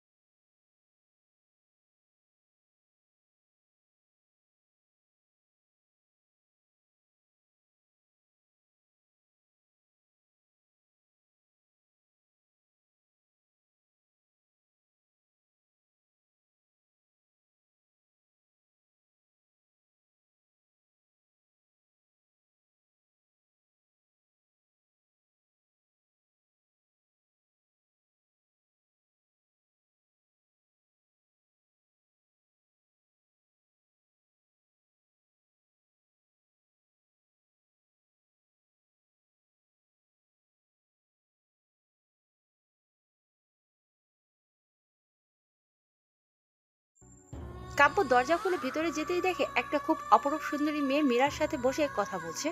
মেয়েটাকে দেখে মনে হয় কোনো স্বর্গ থেকে উঠে আসা রাজকুমারী। তখন মীরা কাব্যকে আসতে দেখে বলে উঠল, এই তুমি মানুষ নাকি অন্য কিছু? হ্যাঁ, বাইরে যাবে অন্তত একটা ফোন করে তো বলবে যে আমি বাইরে যাচ্ছি। আর আমি কতবার কল দিলাম, কলটাও রিসিভ করলে না। কতটা টেনশন হচ্ছিল আমার তুমি জানো? আসলে আমি কি ব্যাপার, আজ এত ভালো করে কথা বলছে, আর সাথে মেয়েটাকে? এই মানুষটা আবার কোন ভাবনার জগতে হারিয়ে গেল? আচ্ছা, তোমার যদি মন না চায় তাহলে বলার প্রয়োজন নেই। আসলে তেমন কিছু না, তোমরা গল্প করো, আমি খাবার। এই একদম না, আগে ফ্রেশ হয়ে আসো, আমি খাবার রেডি করছি। আর হ্যাঁ, তোমাকে তো একটা কথা ভুলে গেছি। এ হলো আমার কাছের বান্ধবী মনি, একটা জরুরি কাজে এখানে আসছে। তো সেই কাজের জন্য ওকে এখানে 3 মাসের মতো থাকতে হবে। তাই আমি বলছিলাম কি, তুমি যদি কিছু মনে না করো তাহলে ও আমাদের সাথে এই কয়দিন থাকবে। আর আমাদের তো অনেকগুলো রুম খালিই পড়ে আছে, তাই না? আচ্ছা ঠিক আছে, ওনার যতদিন ইচ্ছা এখানে থাকতে পারে। ভাই, আপনারা ভাবছেন মেয়েটা সুন্দরী দেখে থাকতে বলছে? তা নয়, মেয়েটা আসার কারণে বদমাশ মাইয়াটা একটু ভালো করে কথা বলছে দেখে বলল। তারপর কাব্য ফ্রেশ হওয়ার জন্য ওয়াশরুমে চলে গেল। এদিকে মীরা, তোকে বলেছিলাম না, আমি বললেও ও না করবে না। চল খাবার টেবিলে যাই। চল। তারপর কাব্য ফ্রেশ হয়ে খেতে গেল, আর ওরা কথা বলছে। আর এত কম খাচ্ছিস কেন? যা লাগবে নিয়ে খা। আর শোন, আমার বাড়িতে কোনো লজ্জা করবি না। তোর যা যা লাগবে আমার জিনিস ব্যবহার করতে পারবি, কোনো সংকোচ করবি না। আচ্ছা ঠিক আছে, তবে একটা কথা, আমি এখানে আসার পর থেকে একটা জিনিসের উপর আমার চোখ গেছে, বলতে পারিস পছন্দ হয়ে গেছে। আমার কাজ হয়ে গেলে আমি কিন্তু তোর চোখে ধুলা দিয়ে তা নিয়ে যাব। ঠিক আছে, যা নেওয়ার তা নিস, চোখে ধুলো দেওয়া লাগবে না। এদিকে কাব্য খাওয়া দাওয়া শেষ করে বাড়ির ছাদে এসে রাতের আকাশ দেখছে। ঠিক তখনই, কি ব্যাপার জিজু, একা একা এই মেঘার জন্য আকাশে কি দেখছেন? মানুষ তো পরিষ্কার আকাশে কোটি তারার মাঝে সুন্দর একটা চাঁদকে দেখে, তাহলে আপনি কি দেখছেন ওই আকাশে? মনি, সব মানুষ যে রাতের আকাশে তারা ভরা আকাশের সৌন্দর্য দেখতে ছাদে আসে এমনটা নয়। আমাদের সমাজে এমন অনেক মানুষ আছে যারা এই মেঘে ঢাকা আকাশটাকেই বেশি ভালোবাসে। কি জানি, আমার তো এটা জানা ছিল না। যাই হোক, একটা কথা বলছি শোনেন। ধরুন আপনি কাউকে ভালোবাসলেন, প্রথমে মনে হলো তাকে ছাড়া আপনি অসম্পূর্ণ, কিন্তু কিছুদিন পর হঠাৎ আপনার জীবনে এমন কেউ এলো, তখন আপনার মনে হলো আপনি যাকে ভালোবাসেন তার ভেতর নতুন অতিথির তুলনায় সৌন্দর্য বা অন্য কিছু কম আছে, তখন আপনি কি করবেন? যদি মন থেকে কাউকে ভালোবাসা যায় তাহলে তার ভিতরে কোনো কমতি আপনার কাছে কিছু মনে হবে না। আর যদি তার সৌন্দর্য দেখে আপনি ভালোবাসেন তাহলে তা আমার কাছে ভালোবাসা নয়। আর ভালোবাসা তো সেটাই যেখানে সৌন্দর্য উঁচু নিচু নেই, যেখানে আছে শুধু মনের মিলন। আর এখন যদি আপনি আমার কথা বলেন তাহলে আমি বলবো আমি আমার জীবনে একজনকে ভালোবাসি, আর সে আমার কাছে সবার থেকে আলাদা। যার দুনিয়া জুড়ে আমি ছিলাম আর আমার দুনিয়া ছিল সে। তারপর ছাদ থেকে নিচে নেমে আসে। এভাবে দেখতে দেখতে প্রায় আরো 2 মাস কেটে যায়। মণি মেয়েটার সাথে কাব্যের ভালোই বন্ধুত্ব হয়েছে, আর মীরাও এখন কাব্যের সাথে খারাপ ব্যবহার করে না। তবে ইদানিং দেখছে মণি মেয়েটা কাব্যের সাথে ক্লোজ হওয়ার চেষ্টা করছে, কথায় কথায় গায়ে ঢলে পড়ে, আবার মীরার অনুপস্থিতিতে হঠাৎ করে জড়িয়ে ধরে চুমু দিয়ে পালিয়ে যায়। তো একদিন সকালে ঘুম থেকে উঠে দেখে মীরা মুস্কি হাসতে হাসতে বাথরুম থেকে বের হচ্ছে। তাই জিজ্ঞাসা করলো, কি ব্যাপার, পাগল হলেন নাকি? আজকে আপনাকে এত হাসি খুশি লাগছে যে? হঠাৎ তখনই মীরা কাব্যের দিকে তাকিয়ে তার কথার কোনো জবাব না দিয়ে মুখ কালো করে চলে গেল। এটা কি হলো কিছুই বুঝলো না।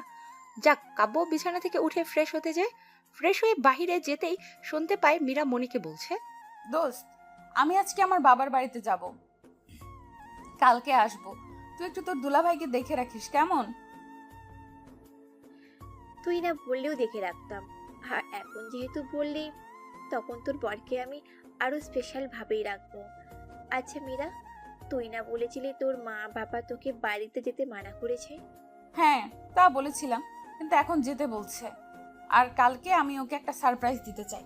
আচ্ছা তোরা থাক। তারপর কথাগুলো বলে মীরা চলে যায়। আর কাব্য খাবার টেবিলে যেতেই মনিও খাবার খেতে এলো। তারপর দুজন খাবার খেয়ে দিনটা গল্প করে কাটিয়ে দিল। তারপর কাব্য রাতের খাবার খেয়ে রুমে গিয়ে মোবাইলটা হাতে নিয়ে একটু ফেসবুকে ঢুকলো। তখনই কাব্যের রুমে মনি এলো। এই নাও দুলা ভাই, ফলের জুসটা খেয়ে নাও। আমি জুস খাই না। মোবাইলের দিকে তাকিয়ে, থাক, খেতে হবে না। আমি কত কষ্ট করে জুসটা তোমার জন্য বানিয়ে আনলাম। যখন জুসটাই খাবে না, তাহলে কি আর করার, এটা ফেলে দিই। মন খারাপ করে বলল মনি। থাক, ফেলে দিতে হবে না, আমাকে গ্লাসটা দাও। বলে মনির দিকে তাকাতে কাব্যের চোখ আটকে গেল ওর দিকে। মনিকে আজ লাল শাড়িতে যা লাগছে না, অসম্ভব রকমের সুন্দর লাগছে। কাব্য তাকানো দেখে মনি লজ্জা পেয়ে বলল, এইভাবে কি দেখছো? কালকের পর থেকে তো আমাকে আরো কাছ থেকে দেখতে পারবে। মানে? কিছু না, জুসটা খাও। তখন কাব্য কিছু না বলে জুসের গ্লাসটা হাতে নিয়ে একটু একটু জুসের গ্লাসে চুমুক দিচ্ছে, আর মনি কাব্যের পাশে বসে তার সাথে গল্প করছে। জুসের গ্লাস শেষ হওয়ার পর হঠাৎ করেই মাথাটা চক্কর দিয়ে উঠল, সেই সাথে ভেতরের পশুটাও জেগে উঠেছে। চারপাশটা কেমন যেন ঘোলাটে দেখছে। হঠাৎ কেন জানি মনে হলো কাব্যের পাশে নীলা লাল শাড়ি পরে কাব্যকে ওর কাছে ডাকছে। কাব্য ওকে জড়িয়ে ধরে বিছানার চাদরের আড়াল হয়ে গেল।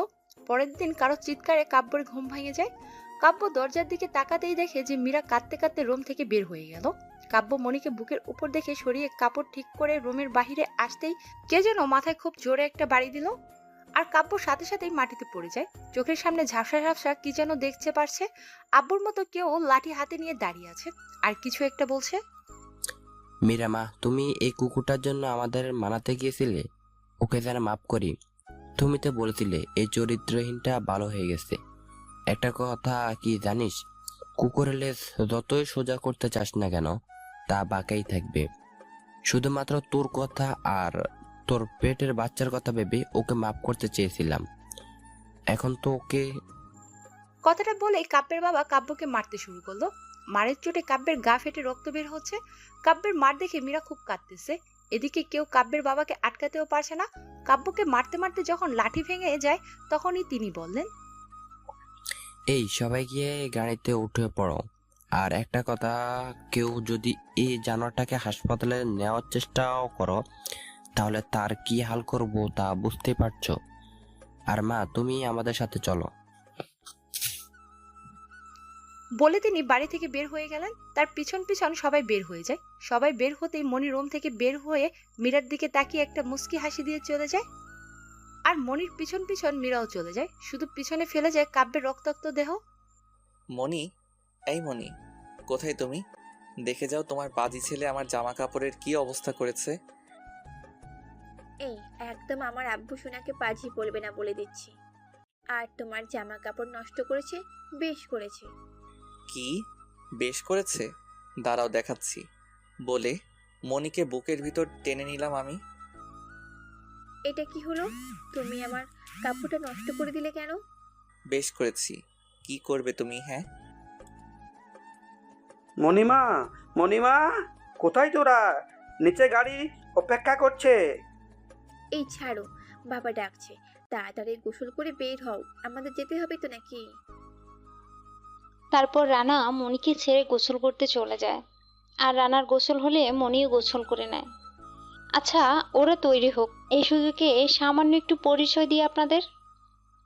মনিকে আপনারা আগে থেকেই চেনেন, আর রানা সে হয়তো বুঝতেই পারছেন। রানা মনির বর। আজ 6 বছর হলো ওদের বিয়ে হয়েছে। মনির কিছু শারীরিক সমস্যার কারণে এত বছর পর সন্তান নিয়েছে। ওদের ছেলে রোহানের বয়স এখন 3 মাস। আর আজকে ওরা চট্টগ্রাম থেকে ঢাকায় যাচ্ছে।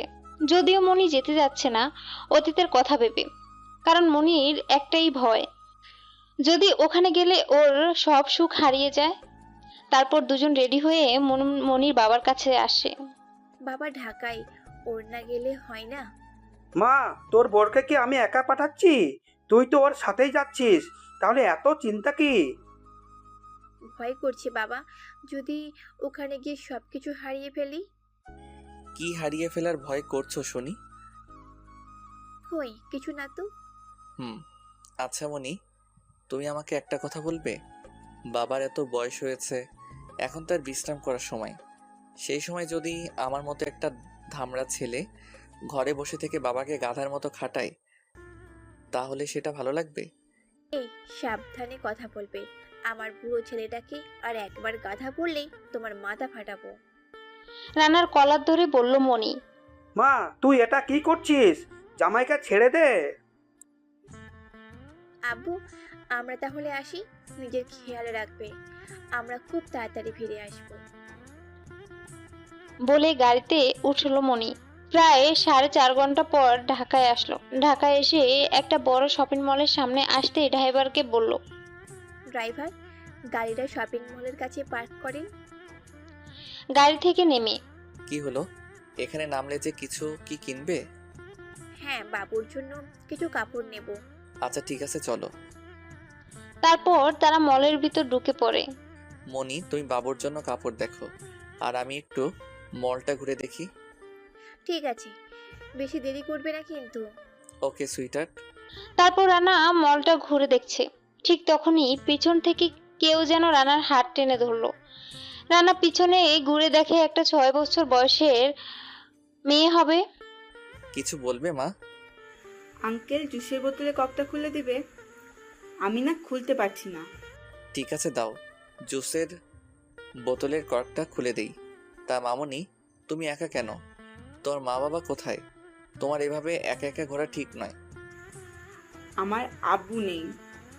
আম্মু বলেছিল যে আব্বু নাকি অনেকদিন আগেই ওই আকাশের তারা হয়ে গেছে, তাই আমার সাথে আসতে পারে নাই। তাই আম্মুর সাথে এসেছি। সরি মামনি, আমি বুঝতে পারিনি। তা মামনি, তোমার নাম কি? আমার নাম হলো রাইসা। এই রাইসা, কোথায় গেলি মা? এই রে, আম্মু ডাকছে, মনে হয় আমাকে না পেয়ে রেগে গেছে। আমি যাই। আরে শোনো তো, যা চলে গেল। ভারী মিষ্টি মেয়ে তো। আমার যদি এরকম একটা মেয়ে থাকতো। এই একা একা কি ভাবছো এত? চলো, আমার হয়ে গেছে। কিছু না, চলে। তা আমার আম্মুটা এত ঘুরলে হবে? বাড়িতে তো যেতে হবে। হ্যাঁ চলো, তবে বাড়িতে গিয়ে আমাকে কিন্তু চিংড়ি মাছ রান্না করে খাওয়াবে। চিংড়ি মাছের কথা শুনে মীরার মনটা খারাপ হয়ে গেল। কারণ কাব্য চিংড়ি মাছ খেতে খুব পছন্দ করত। ছোটবেলায় নাকি কাঁচা চিংড়ি মাছ অনেকবার খেয়েছিল। সে কাব্যর মায়ের কাছে শুনেছে। ঠিক আছে মা, খেও। এবার তো চলো। তারপর মীরা রাইসাকে নিয়ে মলের বাইরে আসতে দেখে যে কাব্যর মতো কেউ গাড়িতে চলে যাচ্ছে। মীরার হঠাৎ কাব্যকে জীবিত দেখে মীরার পৃথিবী যেন থমকে গেল। মীরা ভাবলো, এটা কি করে সম্ভব? মরা মানুষ কিভাবে জীবিত হতে পারে? গাড়ি মীরার দৃষ্টির আড়াল হওয়ার আগেই মীরা একটা অটোতে উঠে পড়ে আর গাড়িটাকে ফলো করতে থাকে। এক সময় গাড়িটা একটা বাড়ির ভিতর চলে যায়। আরে, এটা তো মনির বাড়ি। তাহলে মনি ফিরে এসছে। মীরা মনির বাড়ির কাছে এসে অটোর ভাড়া মিটিয়ে মনিদের বাড়িতে ঢুকে পড়ে। আর চুপি চুপি জানালা দিয়ে ভিতরে তাকাতে মীরার পৃথিবী যেন থমকে গেল। এ কি দেখছে সে? এটা দেখার আগে ওর মৃত্যু হলো না কেন? কারণ মীরা ভিতরে তাকাতেই দেখে যে মনি কাব্যকে কিস করছে। তার কিছুক্ষণ পর মীরার কানে এলো একটা বাচ্চার কান্না। রানা, আমাকে এবার তো একটু ছাড়ো, বাবু কাঁদছে। তারপর মনি ভিতরে যেতেই মীরা কলিং বেল দেয়। এ সময় আবার কে আসলো বাড়িতে ভেবে দরজা খুলতে দেখে একটা মেয়ে দাঁড়িয়ে কাঁদছে। আপনি কে আপু? আপনাকে তো ঠিক চিনতে পারলাম না। কাব্য মীরাকে আপু বলে ডাকায় অবাক হয়ে যায় মীরা। আর তার থেকেও বেশি অবাক হয়ে গেল এটা শুনে যে সে নাকি তার হবু বউকে চিনতে পারছে না। এই বাবুর আব্বু, বাড়িতে কে এসেছে? মনি ভিতর থেকে জিজ্ঞাসা করলো। একটা আপু এসেছে, চিনি না তো। ঠিক আছে, তুমি ভিতরে এসে বাবুর পাশে বসো, আমি দেখছি। বাইরে আসে আর কাব্য ভিতরে ছেলের কাছে চলে যায়। এদিকে মনি বাইরে আসতে দেখে মীরা দরজার কাছে দাঁড়িয়ে আছে।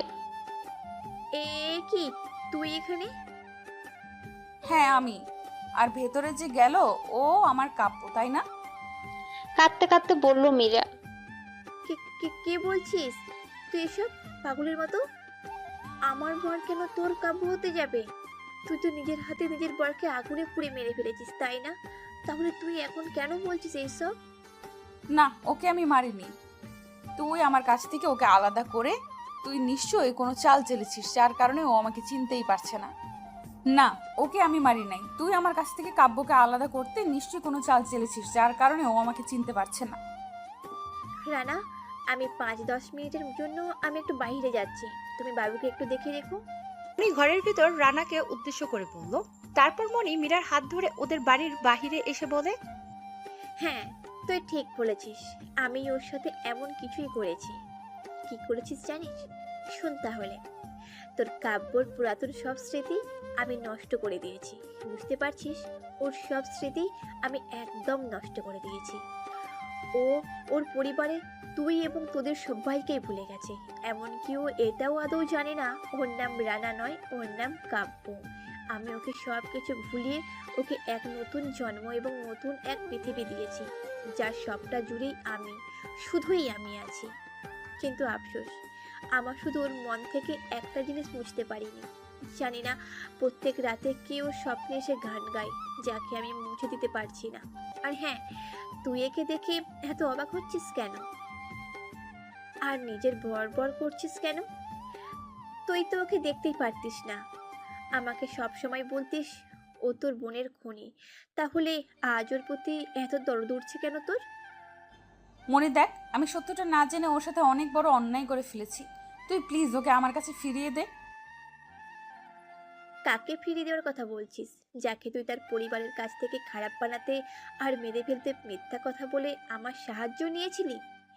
এটা তো ওর ভাগ্য ছিল যে সেই রাতে যখন নেশার ঘরে ও আমাকে কবে আমার সাথে সহবাস করেছিল।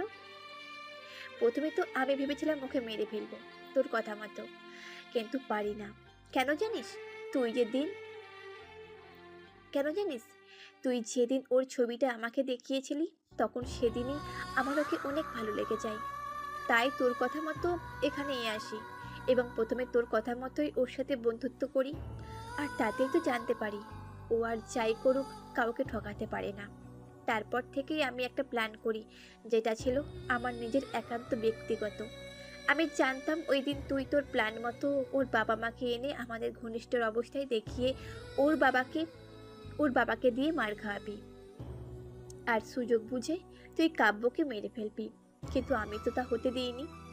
তুই এখান থেকে বের হওয়ার পর আমাকে বলেছিলি আমি যেন ওই বাড়িতে আগুন লাগিয়ে দিই। হ্যাঁ, আমিও সেদিন ওই বাড়িতে আগুন লাগিয়ে দিয়েছিলাম, তবে তার আগে কাব্যকে ওখান থেকে সরিয়ে দিয়েছিলাম। আর আমার প্ল্যান মতো ওকে তোদের কাছে মৃত বানিয়ে দিলাম। তারপর কাব্যকে নিয়ে আমি চট্টগ্রামে চলে যাই আর চিকিৎসা করাই। ডাক্তারকে টাকা খাইয়ে ও সব স্মৃতি আমি মুছে দিই, ওকে একটা নতুন পরিচয় দিই, আর আমার সব ভালোবাসা দিয়ে ওকে আমার করে নিই। তাই ভালোই বলছি মীরা, তুই এখান থেকে চলে যা আর তোর মাথা থেকে কাব্যের নামটা মুছে ফেল। আর আজকের পর থেকে আমার রানা মানে তোর কাব্যের আশেপাশেও যেন না দেখি। যদি কাব্যের আশেপাশে কখনো তোকে দেখি, তাহলে তুই যেমন তোর বোনের জন্য ওকে মারতে চেয়েছিলি, ঠিক তেমনই তুই যদি আমাদের মাঝে আসার চেষ্টা করিস, তাহলে তোকেও সরাতে আমার 2 মিনিটও সময় লাগবে না। মনে, তুই তো আমার বেস্ট ফ্রেন্ড, প্লিজ এমনটা করিস না। আচ্ছা, বেস্ট ফ্রেন্ড বলে কি তোকে আমার বরের ভাগ দেবো নাকি? এতটা মহান আমি নই। আর তাছাড়া আমি যদি তোর কাছে তোর বরকে চাইতাম, তুই দিতিস? তুই কেন, পৃথিবীর কোনো মেয়ে এটা করবে না। ঠিক বলেছিস মনি, আসলে কেউ কখনো তার বরের ভাগ কাউকে দেয় না। তাহলে আমি কেন তোর কাছে দয়া ভিক্ষা চাচ্ছি? আমার জিনিস আমি খুব তাড়াতাড়ি এখান থেকে নিয়ে যাব, তুই শুধু তৈরি থাক। আর তোকে অনেক অনেক ধন্যবাদ। কেন জানিস, আজ থেকে আমার মেয়েটাকে আর কেউ অনাথ বলতে পারবে না। তোর মেয়ে মানে? সরি, আমার মেয়ে না, আমাদের মেয়ে, কাব্য আর আমার মেয়ে। আমার মেয়েটা শুধু আমার একটা ভুলের কারণে এতদিন বাবার আদর পায়নি, আর এখন খুব তাড়াতাড়ি সেটা পেতে চলেছে। আসি কেমন? তবে একটা কথা কি জানিস মনি, আমাদের জীবনে এমন কেউ আছে যাকে আমরা যতই চেষ্টা করি না কেন ভুলতে পারি না, যেমনটা কাব্য ভুলতে পারে না। তুই হয়তো কাব্য সব স্মৃতি থেকে আমাকে এবং আমার পরিবারের সবার কথা মুছে দিতে পেরেছিস, কিন্তু তাকে ভুলিয়ে দিতে পারিসনি। যে কাব্যর জন্য স্পেশাল, কাব্য আজও তাকে ভুলতে পারেনি। আর সে আজও কাব্যর ভেতরেই বেঁচে আছে। এদিকে মীরার মুখে এমন কথা শুনে মনে খুব ভয় পেয়ে গেল আর বলল, তুই কার কথা বলছিস মীরা? সেটা সময় আসলেই তুই জানতে পারবি। বলে মীরা ওখান থেকে চলে যায়। আর এদিকে মনি হঠাৎ কিছু হারিয়ে ফেলার ভয়ে বাড়ির ভিতর দৌড়ে গিয়ে কাব্যকে শক্ত করে জড়িয়ে ধরে, এমনভাবে জড়িয়ে ধরে যেন কাব্যকে ছেড়ে দিলে কাব্য হারিয়ে যাবে। ওদিকে মীরা এখান থেকে সরাসরি ওর মেয়েকে নিয়ে কাব্যদের বাড়িতে চলে যায় আর সবাইকে বলে দেয় যে কাব্য এখনো বেঁচে আছে। না মা, এখনো সময় আসেনি। ও যে তোমাদের কাউকে চিনতে পারবে না, কারণ তারপর মীরা সবকিছু খুলে বলে কাব্যের পরিবারকে। মণি আর কাব্যের সাথে যে সব কাহিনী ও দেখে এসেছে, মীরার মুখে সবকিছু শুনে সবাই কাঁদতেছে, শুধু কাব্যের বাবা ছাড়া। কাব্যের বাবা কিছুই বলছে না, সোফায় বসে বসে কি যেন ভাবতেছে। তারপর মীরা রুমে এসে আলমারি থেকে একটা ডায়েরি বের করে পড়তে থাকে, যেটা কাব্যের লেখা ডায়েরি ছিল। যে ডায়েরির শেষের দিকে হাতে গোনা কয়েকটা পাতায় কাব্য আর মীরাকে নিয়ে লেখা আছে, আর বাকিটা ডায়েরি জুড়ে তার বোন নীলা। ডায়েরিটা পড়তে পড়তে হারিয়ে যায় অতীতে 7 বছর আগে। সেদিন কাব্যকে ওই বাড়িতে রেখে এসে খুব খুশি খুশি লাগছে, কারণ আজ মীরার বোনের হত্যার প্রতিশোধ মীরা নিতে পেরেছে। তবুও কেন জানি না মীরার মন বলছে আজকে মীরা অনেক বড় ভুল করতে চলেছে। এসব ভাবছে আর আলমারিতে কাপড় রাখছে। কাপড় রাখার পর যেই আলমারি বন্ধ করতে যাবে, তখনই আলমারিতে একটা ডায়েরি দেখতে পায়। জানে না কি মনে করে মীরা ডায়েরিটা হাতে নিতেই ডায়েরির উপরে সুন্দর করে লেখা আমার আর তার লাভ স্টোরি। ভাবলে বাবা, চিটারটা আবার ভালোবাসতেও জানে। পরে দেখি একটু। ডায়েরিটার প্রথম পাতায় মীরার বোন নীলাকে নিয়ে একটা সুন্দর কবিতা লেখা, আর তাই আগ্রহটা আরো বেড়ে গেল। নীলার অসমাপ্ত ডায়েরির শেষ থেকে ডায়েরি পড়া শুরু। আমার নীলা আজ ওর বাড়ি যেতেই দাদু বাড়ি থেকে ফোন আসে আমার, আর আমাকে সেখানে যেতে বলা হয় খুব জরুরিভাবে। আমি দাদু বাড়িতে পা রাখার আগেই একটা আননোন নাম্বার থেকে কল আসে হঠাৎ। আমি কলটা রিসিভ করার পর জানতে পারি এটা নীলার মা কল করেছে। এটা নীলার মা জেনে প্রথমে আমি খুব ভয় পেয়ে গিয়েছিলাম, কারণ তারা কি না কি বলবে এটা ভেবে। কিন্তু নীলার আম্মুর কথায় আমার সব ভয় কেটে যায়। আর সবচেয়ে বড় কথা হচ্ছে, তারা আমাকে এমন একটা কথা বলছে যা শুনে আমি যে কতটা খুশি হয়েছি তা বোঝাতে পারবো না। তবে একটা বিষয় বুঝলাম না, নীলার মা বাবা ব্যাপারটা কিভাবে এতটা স্বাভাবিকভাবে নিল। যাই হোক, এখন আমার সুবিধা হয়েছে। এই একটা কারণের জন্য হলেও অন্তত বাবা মাকে নীলার জন্য মানাতে পারবো। একটা উৎস পেলাম। কিন্তু নীলার মা আমাকে জানি না কেন আজকে রাতে ওদের বাড়িতে যেতে বলছে। কারণটা জানতে চাইলে বলে তারা নীলাকে একটা সারপ্রাইজ দিতে চায়। আমি জানতে চাইলে কি সারপ্রাইজ? তখন তারা আমাকে একটা প্ল্যানের কথা বলে। আমি প্রথমে তাদের প্ল্যানে রাজি হতে চাইনি, কিন্তু পরে কি জানি ভেবে রাজি হয়ে গেলাম। আর নীলার সাথে জীবনের প্রথম বাজে ভাষায় কথা বললাম। ও আমার কথা শুনে কাঁদতেছিল প্রচুর। ওর কান্না শুনে আমারও তেমন একটা ভালো লাগছিল না, তাই কলটা কেটে দিলাম।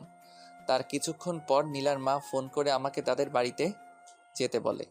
আমি তাদেরকে বলি যে আজকে যেতে পারবো না, কারণ আজকেই দাদু বাড়িতে আসছি মাত্র।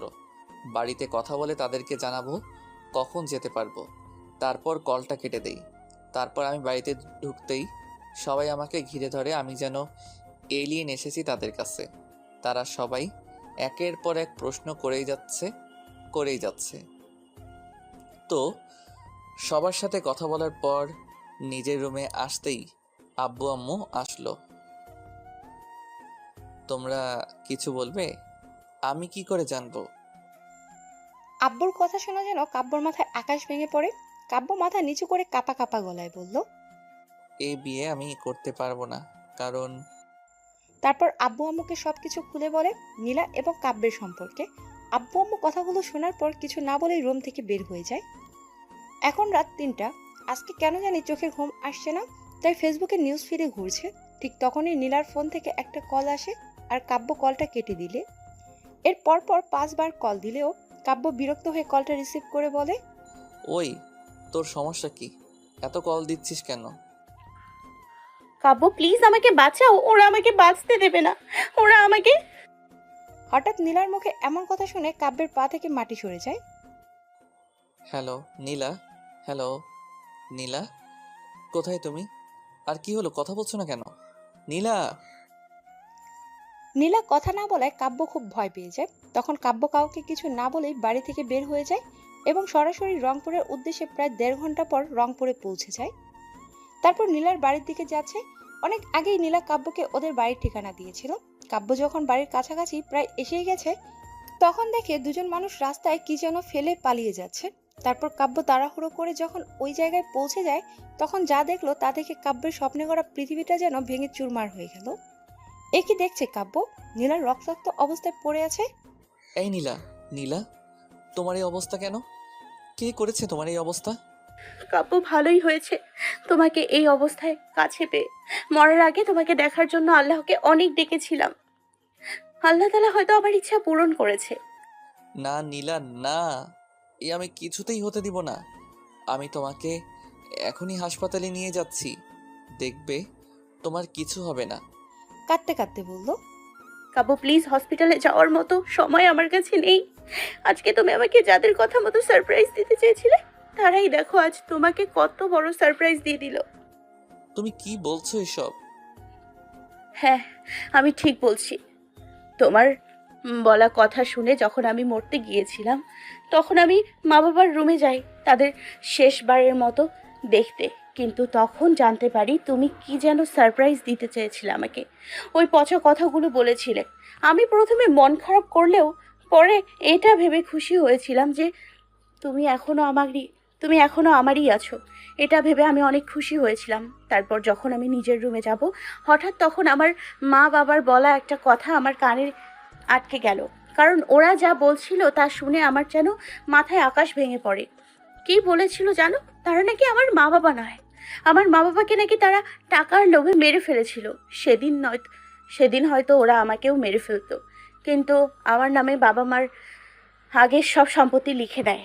তাই তারা আমাকে এতদিন বাঁচিয়ে রেখেছিল। আর আজ যখন তারা জানতে পারে আমি তোমাকে ভালোবাসি আর আমাদের ভালোবাসার ফসল আমার পেটে বড় হচ্ছে, তখন তারা আমাকে মেরে ফেলার প্ল্যান করে। আচ্ছা কাব্য, আমার যাওয়ার সময় হয়ে যাচ্ছে। তবে যাওয়ার আগে তোমার কাছে একটা জিনিস চাইবো, কথা দাও তুমি রাখবে? এই, তোমাকে ছুঁয়ে কথা দিলাম নীলা, আমি তোমার সব কথা শুনবো পরে, কিন্তু আগে তোমাকে হাসপাতালে নিয়ে যাব। আমার হাতে এত সময় নেই কাব্য। আমি মারা যাওয়ার পর কেউ যেন জানতে না পারে আমি মারা গেছি। আর আমি যাদের মা বাবা বলে ডাকি, এতদিন ডেকে এসছি, তুমি তাদের কোনো ক্ষতি করবে না। মা বাবার কিছু হলে যে আমার আপু বেঁচে থাকতেও মারা যাবে। আর সে যদি জানতে পারে তার ছোট বোনকে তার মা বাবার সম্পত্তি আর টাকার লোভে মেরেছে, তাহলে আপু তাদের কোনো দিনও মাফ করতে পারবে না। তাই আমি চাই না এটা কাব্য। এই নীলা, নীলা, কথা বলছো না কেন? এই কথা বলো। এই, তুমি না বলেছিলে আমার হাত কোনোদিন ছেড়ে দিবে না? তাহলে আজকে কেন আমাকে মাঝ রাস্তায় ছেড়ে যাচ্ছ? একবারও কি এটা ভেবে দেখলে না আমি তোমাকে ছাড়া কিভাবে থাকবো? নীলা, এই নীলা, তুমি কি আমার কথা শুনতে পারছো না? নীলা, প্লিজ ফিরে এসো, আমি যে তোমাকে ছাড়া বাঁচতে পারবো না। নীলা। সেদিন রাতে কাব্য অনেক কেঁদেছিল। তারপরও কাব্যের নীলা তার ডাকে সাড়া দেয়নি। স্বার্থপরের মতো কাব্যকে একা করে দূর অজানায় চলে গেছে, হারিয়ে গেছে কাব্যের জীবন থেকে। তারপর কাব্য ওকে দেওয়া কথা মতো সে রাতে কাব্যের কাঁধে করে ওকে কাব্য সরকারি কবরস্থানে অন্ধকার কবরে রেখে আসে এবং ওখান থেকে চোরের মতো পালিয়ে আসে। রাইসার ডাকে বাস্তবে ফিরলে আর চোখের পানি মুছে বলল, কিছু না মা, এমনি তোমাকে ঘুম পাড়িয়ে দেই। তারপর মীরা রাইসার মাথায় হাত বুলিয়ে দিতে দিতে মীরাও ঘুমিয়ে যায়। পরের দিন খুব সকাল সকাল মীরা মনিদের বাড়িতে যায় আর লুকিয়ে লুকিয়ে ওদের ফলো করতে থাকে। ওরা কি করে কোথায় যায় এভাবে দেখতে দেখতে 15 দিন কেটে যায়। 15 দিন পর কাব্য অফিসে কাজ করছিল। এমন সময় অফিসের পিয়ন এসে বলল, ঠিক আছে দিন। কাব্য পার্সেলটা খুলে দেখে 2টা ডায়েরি। আমাকে আবার ডায়েরি কে দিল? তারপর কাব্য ডায়েরি খুলে দেখে ডায়েরির প্রত্যেকটা পাতায় লেখা, কি আজব মানুষ রে বাবা, ডায়েরি গিফট করলো, তাও আমার লেখা ডায়েরি। এটা কাব্য কি করবে? আচ্ছা দেখি কি লেখা আছে ডায়েরিতে, তাহলে হয়তো বুঝতে পারবো। তারপর ডায়েরি পড়তে লাগলো। কাব্যকে আবার কে ডায়েরি দিল?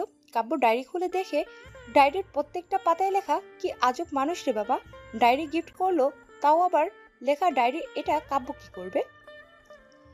আচ্ছা দেখি কি লেখা আছে এই ডায়েরিতে।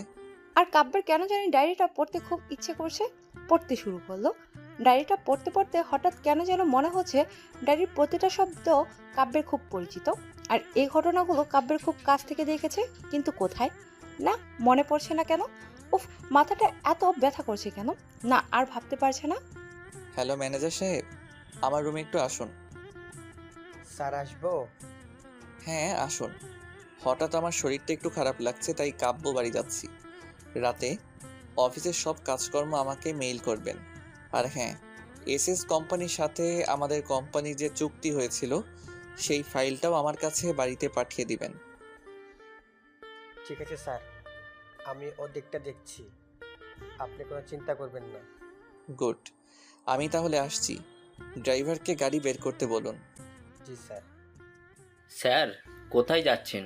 বাসায় চলুন চাচা। ঠিক আছে স্যার। ড্রাইভার গাড়ি চালাচ্ছে, হঠাৎ করে ড্রাইভার অন্য এক অচেনা রাস্তায় গাড়ি নিয়ে যায়। তখন কাব্য বলল, এ কি চাচা, আপনি এদিকে কোথায় যাচ্ছেন? এটা তো বাড়ির রাস্তা নয়। স্যার এটা আপনার বাড়িতে যাওয়ার শর্টকাট রাস্তা। ও তাহলে ঠিক আছে, এই রাস্তা দিয়েই যান। কাব্য ড্রাইভারের সাথে কথা বলার সময় হঠাৎ একটা পার্ক চোখে পড়লো। পার্কটাকে দেখে কাব্যের খুব চেনা চেনা লাগছে, তাই বলল, চাচা গাড়ি থামান তো একটু। ড্রাইভার রাস্তার পাশে গাড়ি থামাতেই কাব্য গাড়ি থেকে নেমে পড়লো আর পার্কটার দিকে যাচ্ছিল।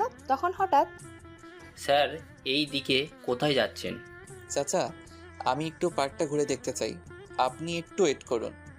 আরে স্যার শোনেন তো, যা চলে গেল, বলতেই পারলাম না যে এই পার্কটা অনেক দিন থেকেই বন্ধ। এদিকে কাব্য পার্কের কাছে আসতেই দেখে পার্কের মেন গেটে তালা ঝুলছে, কিন্তু ভেতরে নীল জামা পরা একটা মেয়েকে দেখাচ্ছে। এই মেয়ে কিভাবে ভেতরে গেল? এমন সময় হঠাৎ কে যেন কাব্যের কাঁধে হাত রাখে। কাব্য চমকে গিয়ে পেছন ঘুরতে দেখে 70 থেকে 80 বছরের একজন বৃদ্ধ লোক দাঁড়িয়ে আছে। তখন কাব্য বলল, কিছু বলবেন চাচা? তুমি কে বাবা? তোমাকে তো আগে কখনো দেখি নাই, এখানে কি করছো? আসলে চাচা আমার নাম রানা আহমেদ। তা চাচা আপনি কে, আর পার্কে তালা দেওয়া কেন? আমি এখানে দারোয়ানের কাজ করি। ও তাই? তো চাচা আমার একটা উপকার করুন না, তালাটা একটু খুলে দেন, আমি একটু ভিতরের জায়গাটা ঘুরে দেখতাম। না বাবা, আমি এটা করতে পারবো না। আজ থেকে প্রায় 4 বছর আগে কয়েকজন ছেলে একটা মেয়েকে রেপ করে এখানে মেরে ফেলে যায়, তাই সরকারি লোক এখানে এটাকে বন্ধ করে দেয়। এখন যদি তোমাকে আমি ঢুকতে দেই তাহলে আমার চাকরি চলে যাবে, আর আমি এই বুড়ো বয়সে কোথায় চাকরি পাবো? লোকটার কথা শুনে মনটা খারাপ হয়ে গেল, তাই কিছু না বলে যেই চলে আসবে তখনই, বাবা একটু শোনো তো, তুমি কি এর আগে এখানে আসতে? কেন জানি না তোমাকে খুব পরিচিত মনে হচ্ছে। না চাচা, আমি তো এখানে নতুন, আর আপনি হয়তো অন্য কারোর সাথে আমাকে গুলিয়ে ফেলছেন। তাই হবে হয়তো, বয়স হয়েছে তো। কিন্তু তোমার মতোই একটা ছেলে কয়েক বছর আগে এখানে রোজ আসতো। ছেলেটার সাথে একটা গোলগাল চেহারার মেয়েও আসতো। কি যেন নাম ছিল মেয়েটার, ঠিক মনে পড়ছে না। ও হ্যাঁ, নামটা নীলিমা। কি নীলা ছিল। নীলা নামটা শুনেই কাব্যের কেন যেন নামটা খুব পরিচিত মনে হলো। ক্রিং ক্রিং, হঠাৎ কাব্যের ফোনটা বেজে উঠলো। মোবাইলে তাকিয়ে দেখে মনি কল করেছে। সুইটার্ট বলো। জান তুমি কই? এই তো পার্কের কাছে, তোমাকে কিছু লাগবে? না কিছু লাগবে না, তুমি একটু তাড়াতাড়ি বাড়িতে আসো, একা একা ভালো লাগছে না। আর একটা কথা, আসার সময় আমার জন্য কিন্তু ফুচকা আনতে ভুলবে না, যদি ভুলে যাও তাহলে তোমার খবর আছে। বাবু আমি এখানে ফুচকা কোথায় পাবো? তা আমি কি করে বলবো? আমি তোমাকে 1 ঘন্টা সময় দিলাম, তার ভেতরে ফুচকা নিয়ে বাড়িতে আসবে, নয়তো আমি রাগ করবো। আচ্ছা ঠিক আছে, তাহলে আজকে আর ফুচকা নিয়ে আসবো না, তুমি তোমার রাগ নিয়েই থাকো। টু টু, যা বাবা, কেটে দিল। একটু মজা করলো আর মহারানী সত্যি সত্যি রাগ করলো। চাচা আজকে তাহলে আসি, আপনি ভালো থাকবেন। আচ্ছা বাবা, তুমিও ভালো থেকো। তারপর গাড়ির কাছে এসে ড্রাইভারকে বলল, আচ্ছা চাচা, এখানে আশেপাশে কোথাও ফুচকার দোকান আছে? হ্যাঁ স্যার, সামনের রাস্তার মোড়ে একটা দোকান আছে। ঠিক আছে, তাহলে ওখানে একটু দাঁড়াবেন। আচ্ছা ঠিক আছে স্যার। তারপর ড্রাইভারের কথা মতো জায়গা থেকে ফুচকা নিয়ে বাড়িতে এসে কলিং বেল দিতেই মনি দরজা খুলে দেয়। কাব্য যখনই বাড়ির ভিতরে ঢুকতে যাবে তখনই মনি বলল, কে আপনি? আপনাকে তো ঠিক চিনলাম না। আর কি চাই এখানে? এই রে, ভালোই খেপেছে আমার বউটা। এই মনি পাগল হয়ে গেছো নাকি? আমাকে আপনি করে বলছো কেন? আর আমি না তোমার একমাত্র আদরের বর? এখানে মনি বলে তো কেউ থাকে না, আপনি এখন আসতে পারেন। তাহলে আমার মনে হয় আমি ভুল ঠিকানা এসেছি। আমার বউ তো আমাকে আপনি করে বলে না। ভেবেছিলাম বউটাকে সাথে করে নিয়ে ফুচকা খাবো। আচ্ছা আপু, আপনি ভালো থাকবেন, আমি আসি। এই বাবু, কোথাও যাও? আমি তো তোমার সাথে একটু মজা করছিলাম। বলেই কাব্যকে জড়িয়ে ধরলো আর ফুচকার প্যাকেটটা নেওয়ার চেষ্টা করলো মনি। আরে আপু, কি করছেন কি? আমাকে আপনি জড়িয়ে ধরছেন কেন? আর আমার বউয়ের জন্য আনা ফুচকা চুরি ডাকাতি করার চেষ্টা করতেছেন কেন? এই কে তোমার আপু? হ্যাঁ, আর আমি তোমার একমাত্র বউ না? আমি তোমাকে জড়িয়ে ধরবো না তো কাকে ধরবো? হ্যাঁ, এই বাপু ফুচকা দাও না প্লিজ। সরি, এগুলো আপনাকে দিতে পারবো না। এগুলো আপনার জন্য নয়, আমার জন্য। বলেই ভিতরে ঢুকলো। তুমি না এক্ষুনি বললে ফুচকা তোমার বইয়ের জন্য, আর আমি তো তোমার একমাত্র বউ। আচ্ছা তাই বুঝি, কই আমার তো মনে পড়ছে না। ফুচকা খেতে খেতে বললো আর মনি কাব্যের দিকে তাকিয়ে আছে। এই যে আপনি আমার দিকে এভাবে তাকিয়ে কি দেখছেন? এভাবে তাকিয়ে থাকলে তো আমার পেট খারাপ করবে। মনি তখন মুখ কালো করে বলল, তোমার পেট খারাপ, আমার না। আর হলেও তোমার কারণে হবে। যাও ফ্রেশ হয়ে আসো। ও তাই তো, আমি তাহলে ফ্রেশ হয়ে আসি, তারপর পেট ভরে ফুচকা খাবো বলে ফ্রেশ হতে চলে যাই। যাও যাও, আমাকে দেখিয়ে ফুচকা খাওয়াতে হয় না, এবার দেখি কি করে আমাকে দেখিয়ে খাও।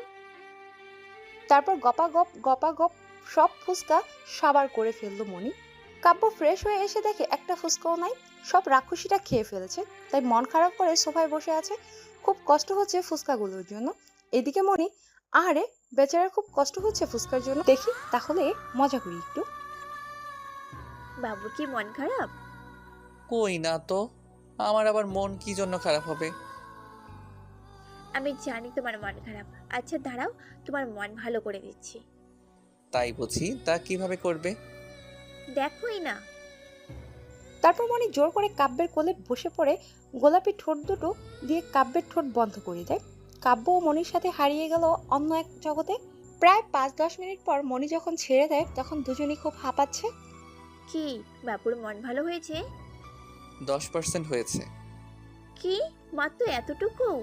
তা কি করলে বাবুর মন ভালো হবে? বলছি। বলে মনিকে কোলে তুলে নিয়ে নেয় আর বেডরুমের দিকে যাচ্ছে। মনি 2 হাতে কাব্যের গলা জড়িয়ে ধরে আছে আর কাব্যের বুকের মধ্যে মুখ লুকাচ্ছে লজ্জাপতির মতো, আর মাঝে মাঝে কাব্যের বুকের মধ্যে কিস করছে। তারপর কাব্য মনিকে বিছানায় শুইয়ে দিয়ে রুমের দরজা লাগিয়ে দেয়। এখন দুজন দুজনের খুব কাছাকাছি অবস্থান করছে। মনির প্রায় প্রতিটা নিঃশ্বাস কাব্য অনুভব করছে। আর না, বদ্ধরুমে কি হচ্ছে তা আপনারা আপাতত বোঝার দরকার নেই। পরের দিন সকালে অফিসে যাওয়ার সময়। এই বাবু, আজকে তোমার অফিসে যেতে হবে না? কেন গো, অফিসে যাব না কেন? অফিসে কত কাজ আছে, পড়ে আছে। পড়ে আছো তো কি হয়েছে, অন্যদিন করে দিও। আজ রোহানকে নিয়ে একটু হাসপাতালে যেতে হবে টিকা দিতে, আর তারপর আমি প্ল্যান করেছি আমরা সারাদিন ঘুরবো। আচ্ছা ওকে মাই ডিয়ার বউ। তারপর মনিকে নিয়ে কাব্য হাসপাতালে চলে যায় আর তাদের ছেলে রায়হানকে টিকা দিয়ে ওদের নিয়ে ঘুরতে বের হয়। কাব্য গাড়ি ড্রাইভিং করছে আর মনি তার পাশে বসে আছে। তারা ইট পাথরের এই ঢাকা শহরটাকে দেখছে। তখন হঠাৎ দেখে শপিং মলের ওই বাচ্চা মেয়েটা একটা বাড়ির সামনে খেলছে, তাই গাড়িটা ওই বাড়ির সামনে পার্ক করলো। কিন্তু বাড়িটা কাব্যের অনেক পরিচিত মনে হচ্ছে। কেন? কি হলো, গাড়িটা এখানে থামালে কেন? কাব্য মনির কথার কোনো উত্তর না দিয়ে গাড়ি থেকে নেমে মেয়েটার কাছে চলে গেল। এই যে মামুনি, এখানে কি করছো? তুমি দেখতে পাচ্ছ না আমি খেলছি? তা আঙ্কেল, তুমি আমাদের বাড়িতে কি জন্য এসেছো? আচ্ছা এটা তোমার বাড়ি? আমার জানা ছিল না মামুনি, আমি তো তোমাকে দেখে তোমার সাথে কথা বলতে আসলাম। তুমি আমার সাথে কথা বলতে এসেছো? তাহলে আমার সাথে বাড়িতে চলো, দুজনে খেলবো আর খুব গল্প করব। না মামুনি, আজ না, অন্য একদিন আসবো। আজকে আমার একটু কাজ আছে। না, অন্য একদিন নয়, আজকেই যেতে হবে। আর তুমি না আমাকে মামুনি ডাকলে? মামুনি মানে তো আম্মু, আর ছেলে হয়ে আম্মুর কথা শুনবে না, আমি কিন্তু রাগ করব। কাব্য রাইসার কথা শুনে অবাক হয়ে ওর দিকেই তাকিয়ে আছে। কি পাকা মেরে বাবা, কেমন পাকা পাকা কথা বলছে। কাব্য ওকে কিছু বলতে যাবে তার আগেই আমার মেয়ে কিন্তু ঠিক কথাই বলেছে, ওর কথা না শুনলে কিন্তু খুব রাগ করবে। কথাটা শুনেই কাব্য মেয়েটার দিকে তাকিয়ে দেখে, আরে এটা তো ওই আপুটা যিনি তাদের বাড়িতে এসেছিল। আর তাকে দেখেই মনি ভয়ে কাব্যের হাত শক্ত করে ধরলো। আরে আপু আপনি? হ্যাঁ আমি, আর রাইসা আমার মেয়ে। আর আমাকে আপু না বলে মীরা বলে ডাকলেই খুশি হব। উফ, দেখেছেন আমি কি পাগল মেয়ে, সে কখন থেকে তোমাদের বাইরে দাঁড় করিয়েই রেখেছি। সরি, কিছু মনে করেন না। আপনাকে তুমি। আর এখানে সরি বলার কি আছে? আর আমি তো আপনার থেকে একটু ছোটই। তখন হঠাৎ পেছন থেকে মনি বলে উঠল, আপু আপনাকে অনেক অনেক ধন্যবাদ আপনাদের বাড়িতে যাওয়ার জন্য বলেছেন, কিন্তু দুঃখিত, আসলে আমরা যেতে পারছি না। অন্য কোনো একদিন না হয়ে আসবো। আজ আমরা ছেলেকে নিয়ে একটু হাসপাতালে গিয়েছিলাম, আর আমাদের গায়ে অনেক ময়লাও লেগে আছে। আরে মা, তাতে কি হয়েছে? তোমরা যদি আমাদের বাড়ির দরজা থেকে কিছু না মুখে দিয়ে চলে যাও, এতে গৃহস্থের অকল্যাণ হবে। তোমরা না হয় আমাদের সাথে একটু গল্প করে ফিরে গেলে। বাবা, এতে তোমার কোনো আপত্তি নেই তো? একজন মহিলা কথাগুলো বলছে। ঠিক আছে আন্টি, আমার কোনো আপত্তি নেই। এমনিতেও এখানে আমাদের কোনো পরিচিত মানুষ নেই, মনে আত্মীয় স্বজন নেই। আপনাদের সাথে পরিচিত হলে আমাদেরও ভালো লাগবে। তুমি কি বলো? মনিকে উদ্দেশ্য করে বললাম। মনি প্রথমে না করতে চেয়েও পরে রাজি হলো, আর ওনাকে কেন জানি খুব পরিচিত মনে হচ্ছে। কিন্তু কোনো কিন্তু নয়, দেখছো না আন্টি কত করে বলছে। মনি তখন আর কিছু বলল না, শুধু নিজের হাতের একটা আঙ্গুল কামড়াচ্ছে। মনি যখন কোনো কারণে ভয় পায় তখন এমনটা করে, কিন্তু এখন কেন এমনটা করছে বুঝতে পারছে না। যাই হোক, তারপর তারা ওনাদের সাথে ওনাদের বাড়িতে ঢুকছে, কিন্তু কাব্য যতই বাড়ির ভেতরে যাচ্ছে ততই বাড়িটা তার খুব পরিচিত মনে হচ্ছে। চোখের সামনে ঝাপসা দেখতে পারছে কয়েকটা বাচ্চা ছেলে দৌড়াদৌড়ি করছে, আর তাদের একজন মহিলা লাঠি হাতে তাদের দৌড়ানি দিচ্ছে। তখন কাব্য একা একা বাড়িটা ঘুরে দেখছে, আর তখন এই ওইদিকে কোথায় যাচ্ছ? যাক না মা, ছেলেটা কত বছর পর বাড়িতে এলো, বাড়িটা একটু ঘুরে দেখুক। কত বছর পরে মানে? আপনারা কি ওকে চেনেন? মনি ভয় পেয়ে বলল, কোথাও এরা আমার রানার পরিবারের মানুষ নয় তো? ও যদি জানতে পারে ওর পরিবারের সবাই বেঁচে আছে, তাহলে আমার কি হবে? ও তোমাকে ভুল বুঝবে। মনি মনে মনে বলল কাব্যের মাকে দেখিয়ে, ইনি হলেন আমার শাশুড়ি, মানে কাব্যকে জন্ম দেওয়া কাব্যর গর্ভধারণী মা। সম্পর্কে তোরও শাশুড়ি মা হয়। আর এই মেয়েটাকে দেখছিস, এ হলো আমার বড় যা। মীরা এসব কথাগুলো বলছে মনিকে। এদিকে হঠাৎ মীরার কথা শুনে মনি খুব ঘাবড়ে যায়। ও এই ভয়টাই পাচ্ছিল যেন, আর বারবার আল্লাহকে ডাকছে কখন তারা এখান থেকে চলে যায়। বৌমা, আমার কোলে আমার নাতিকে দিবে না? মনি না চাইতেও শাশুড়ির কোলে ছেলেকে তুলে দেয়, আর মনে মনে বলছে ক্ষণ ছেলের কথা মনে হচ্ছে। ওই দিন তো তারা তাদের ছেলের একটা কথাও শুনে নাই, ওকে সত্যটা বলার সুযোগটা পর্যন্ত দেওয়া হয়নি। চোরের থেকেও খারাপভাবে মেরে ফেলে গিয়েছিল, একেবারেও ভেবে দেখে নাই ছেলেটা বেঁচে আছে কিনা। এদিকে কাব্য ঘুরতে ঘুরতে একটা রুমের সামনে এসে দাঁড়িয়ে পড়ে। রুমটা কাব্যের অনেক পরিচিত মনে হচ্ছে। কাব্য যেন স্পষ্ট দেখতে পারছে একটা ছেলে আর একটা মেয়ে দৌড়ে রুমের ভেতর চলে যাচ্ছে, আর হঠাৎ ভেতর থেকে কে যেন চিৎকার করছে। কাব্য রুমের ভেতর ঢুকে দেখে রুমে কেউ নাই। তাহলে এই শব্দ, এই আওয়াজ? হঠাৎ কাব্য আবার দেখতে পারছে তার মতো দেখতে একটা ছেলে বাহির থেকে কিছু ছবি হাতে করে নিয়ে রুমে ঢুকছে, আর রুমের দেয়ালে একটা গুপ্ত লকারে ছবিগুলো লুকিয়ে রাখছে। কাব্য ওই জায়গায় গিয়ে গুপ্ত লকারটা খোলার চেষ্টা করছে, কিন্তু খুলতে পারছে না। হঠাৎ লকারের ড্রয়ারটা জোরে টান দিতেই খুলে গেল। ড্রয়ারটা খুলে ওখানে বেশ কিছু ছবি দেখতে পায়, আর ছবিগুলো হাতে নিতেই কাব্য যেন আকাশ থেকে পড়ল। এ কি দেখছে কাব্যের সাথে একটা মেয়ের অন্তরঙ্গ অনেক ছবি। কাব্য মেয়েটার সাথে কি করে? না ভাবতে পারছে না। উফ, মাথাটা এত ব্যথা করছে কেন? চারদিকে অন্ধকার হয়ে আসছে। তারপর কি হলো মনে নেই। রাইসা মা, দেখো তো তোমার আঙ্কেল কোথায়? তোমার আঙ্কেলকে বলবে আম্মু খেতে রাখছে। ঠিক আছে আম্মু। তারপর রাইসা রানা কাব্যকে খুঁজতে খুঁজতে ওদের রুমে এসে দেখে রানা মেঝেতে পড়ে আছে। রাইসা রানার কাছে গিয়ে রানাকে অনেক ডাকছে, কিন্তু ও উঠছে না। তাই রাইসা দৌড়ে মীরার কাছে চলে যায়। আম্মু আম্মু, আঙ্কেল তোমার রুমে মেঝেতে পড়ে আছে। অনেক ডাকলাম আঙ্কেলকে, কিন্তু উঠছে না।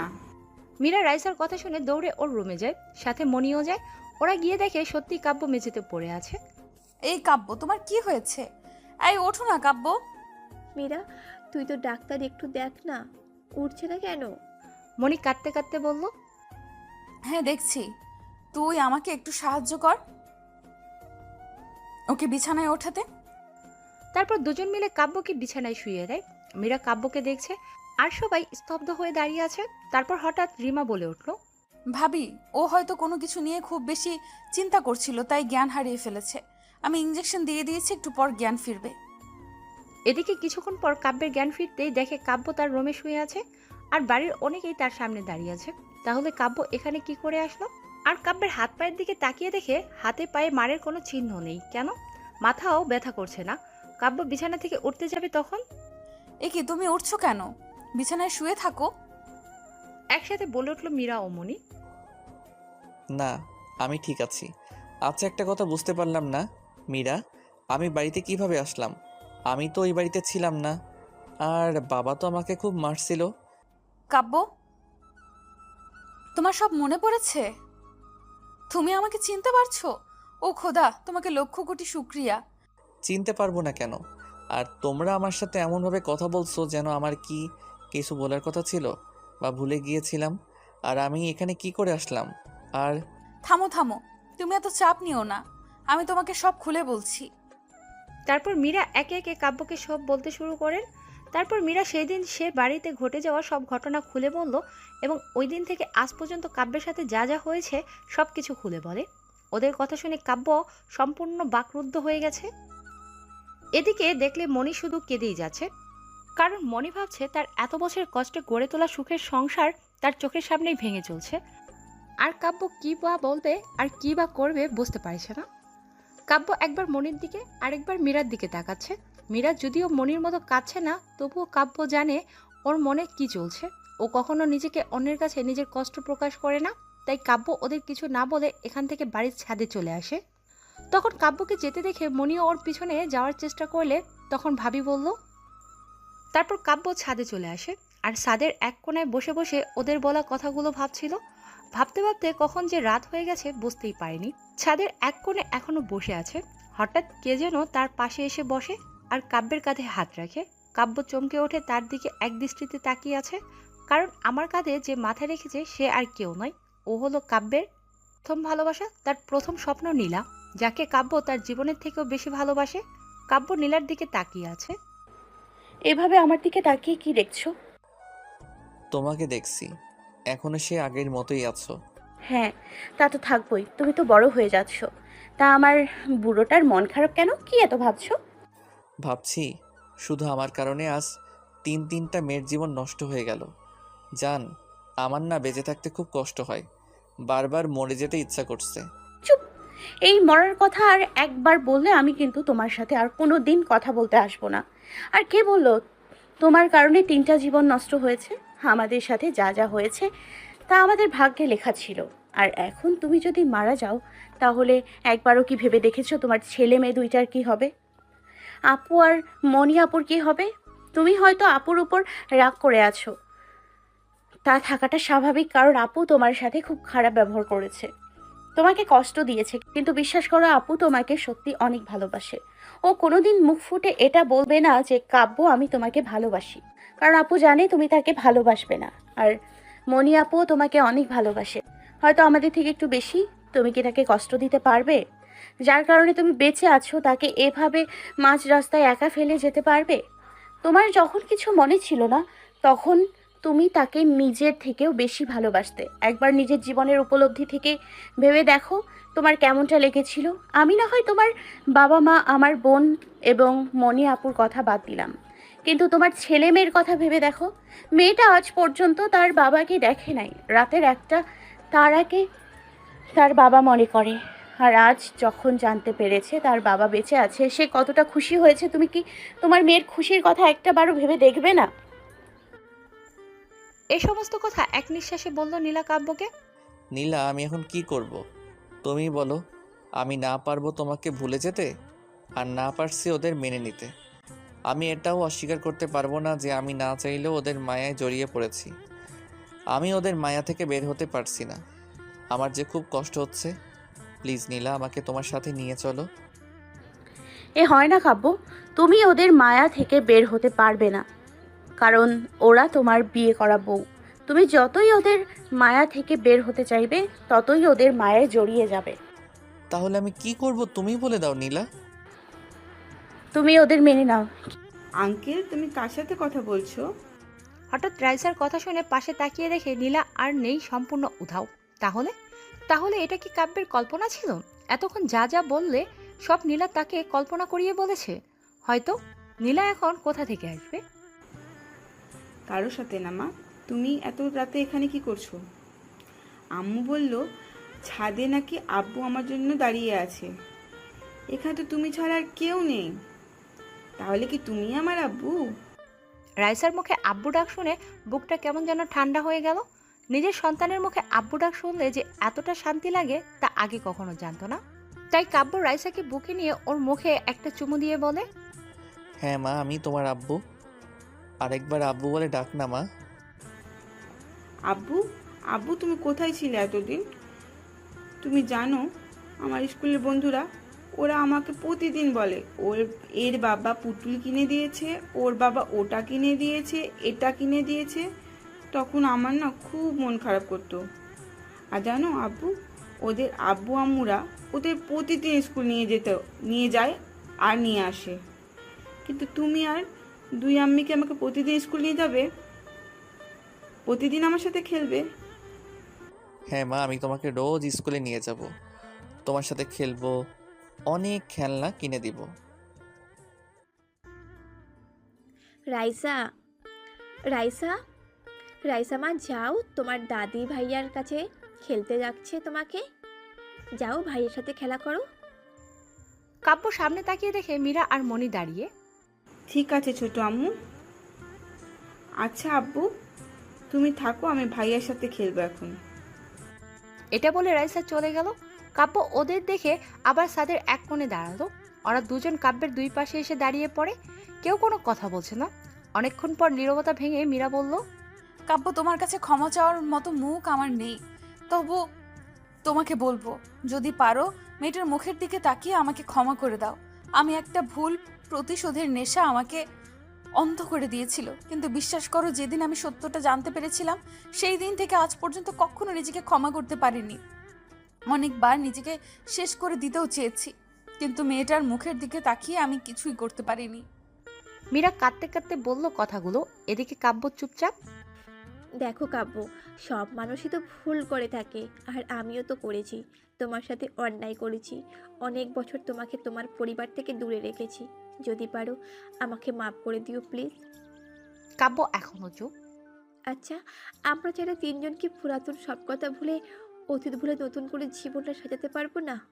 পারি না এমন একটা দুনিয়া বানাতে যেখানে আমরা তিনজন আর আমাদের ছেলে মেয়ে থাকবে আর ভালোবাসা, থাকবে বিশ্বাস আর ভালোবাসা।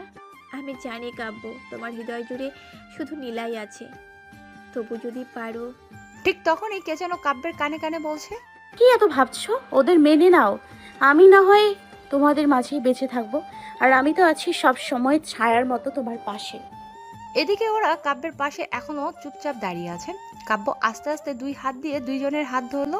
ওরা কাব্যের দিকে তাকিয়ে মিষ্টি একটা হাসি দিয়ে কাব্যের কাঁধে মাথা রেখে রাতের আকাশের দিকে তাকিয়ে আছে। কাব্য যেন স্পষ্ট অনুভব করতে পারছে কে যেন দূর আকাশ থেকে তাদের তিনজনের দিকে তাকিয়ে মুস্কি মুস্কি হাসতে হাসতে অন্ধকারে মিলিয়ে যাচ্ছে, আর কাব্যের চোখ দিয়ে পানি গড়িয়ে পড়ছে। সেই চোখের পানি দামি কিছু ফিরে পাওয়ার না হারিয়ে ফেলার তা নাই বা জানেন। কিছু কথা অজানায় না হয়ে থাকুক,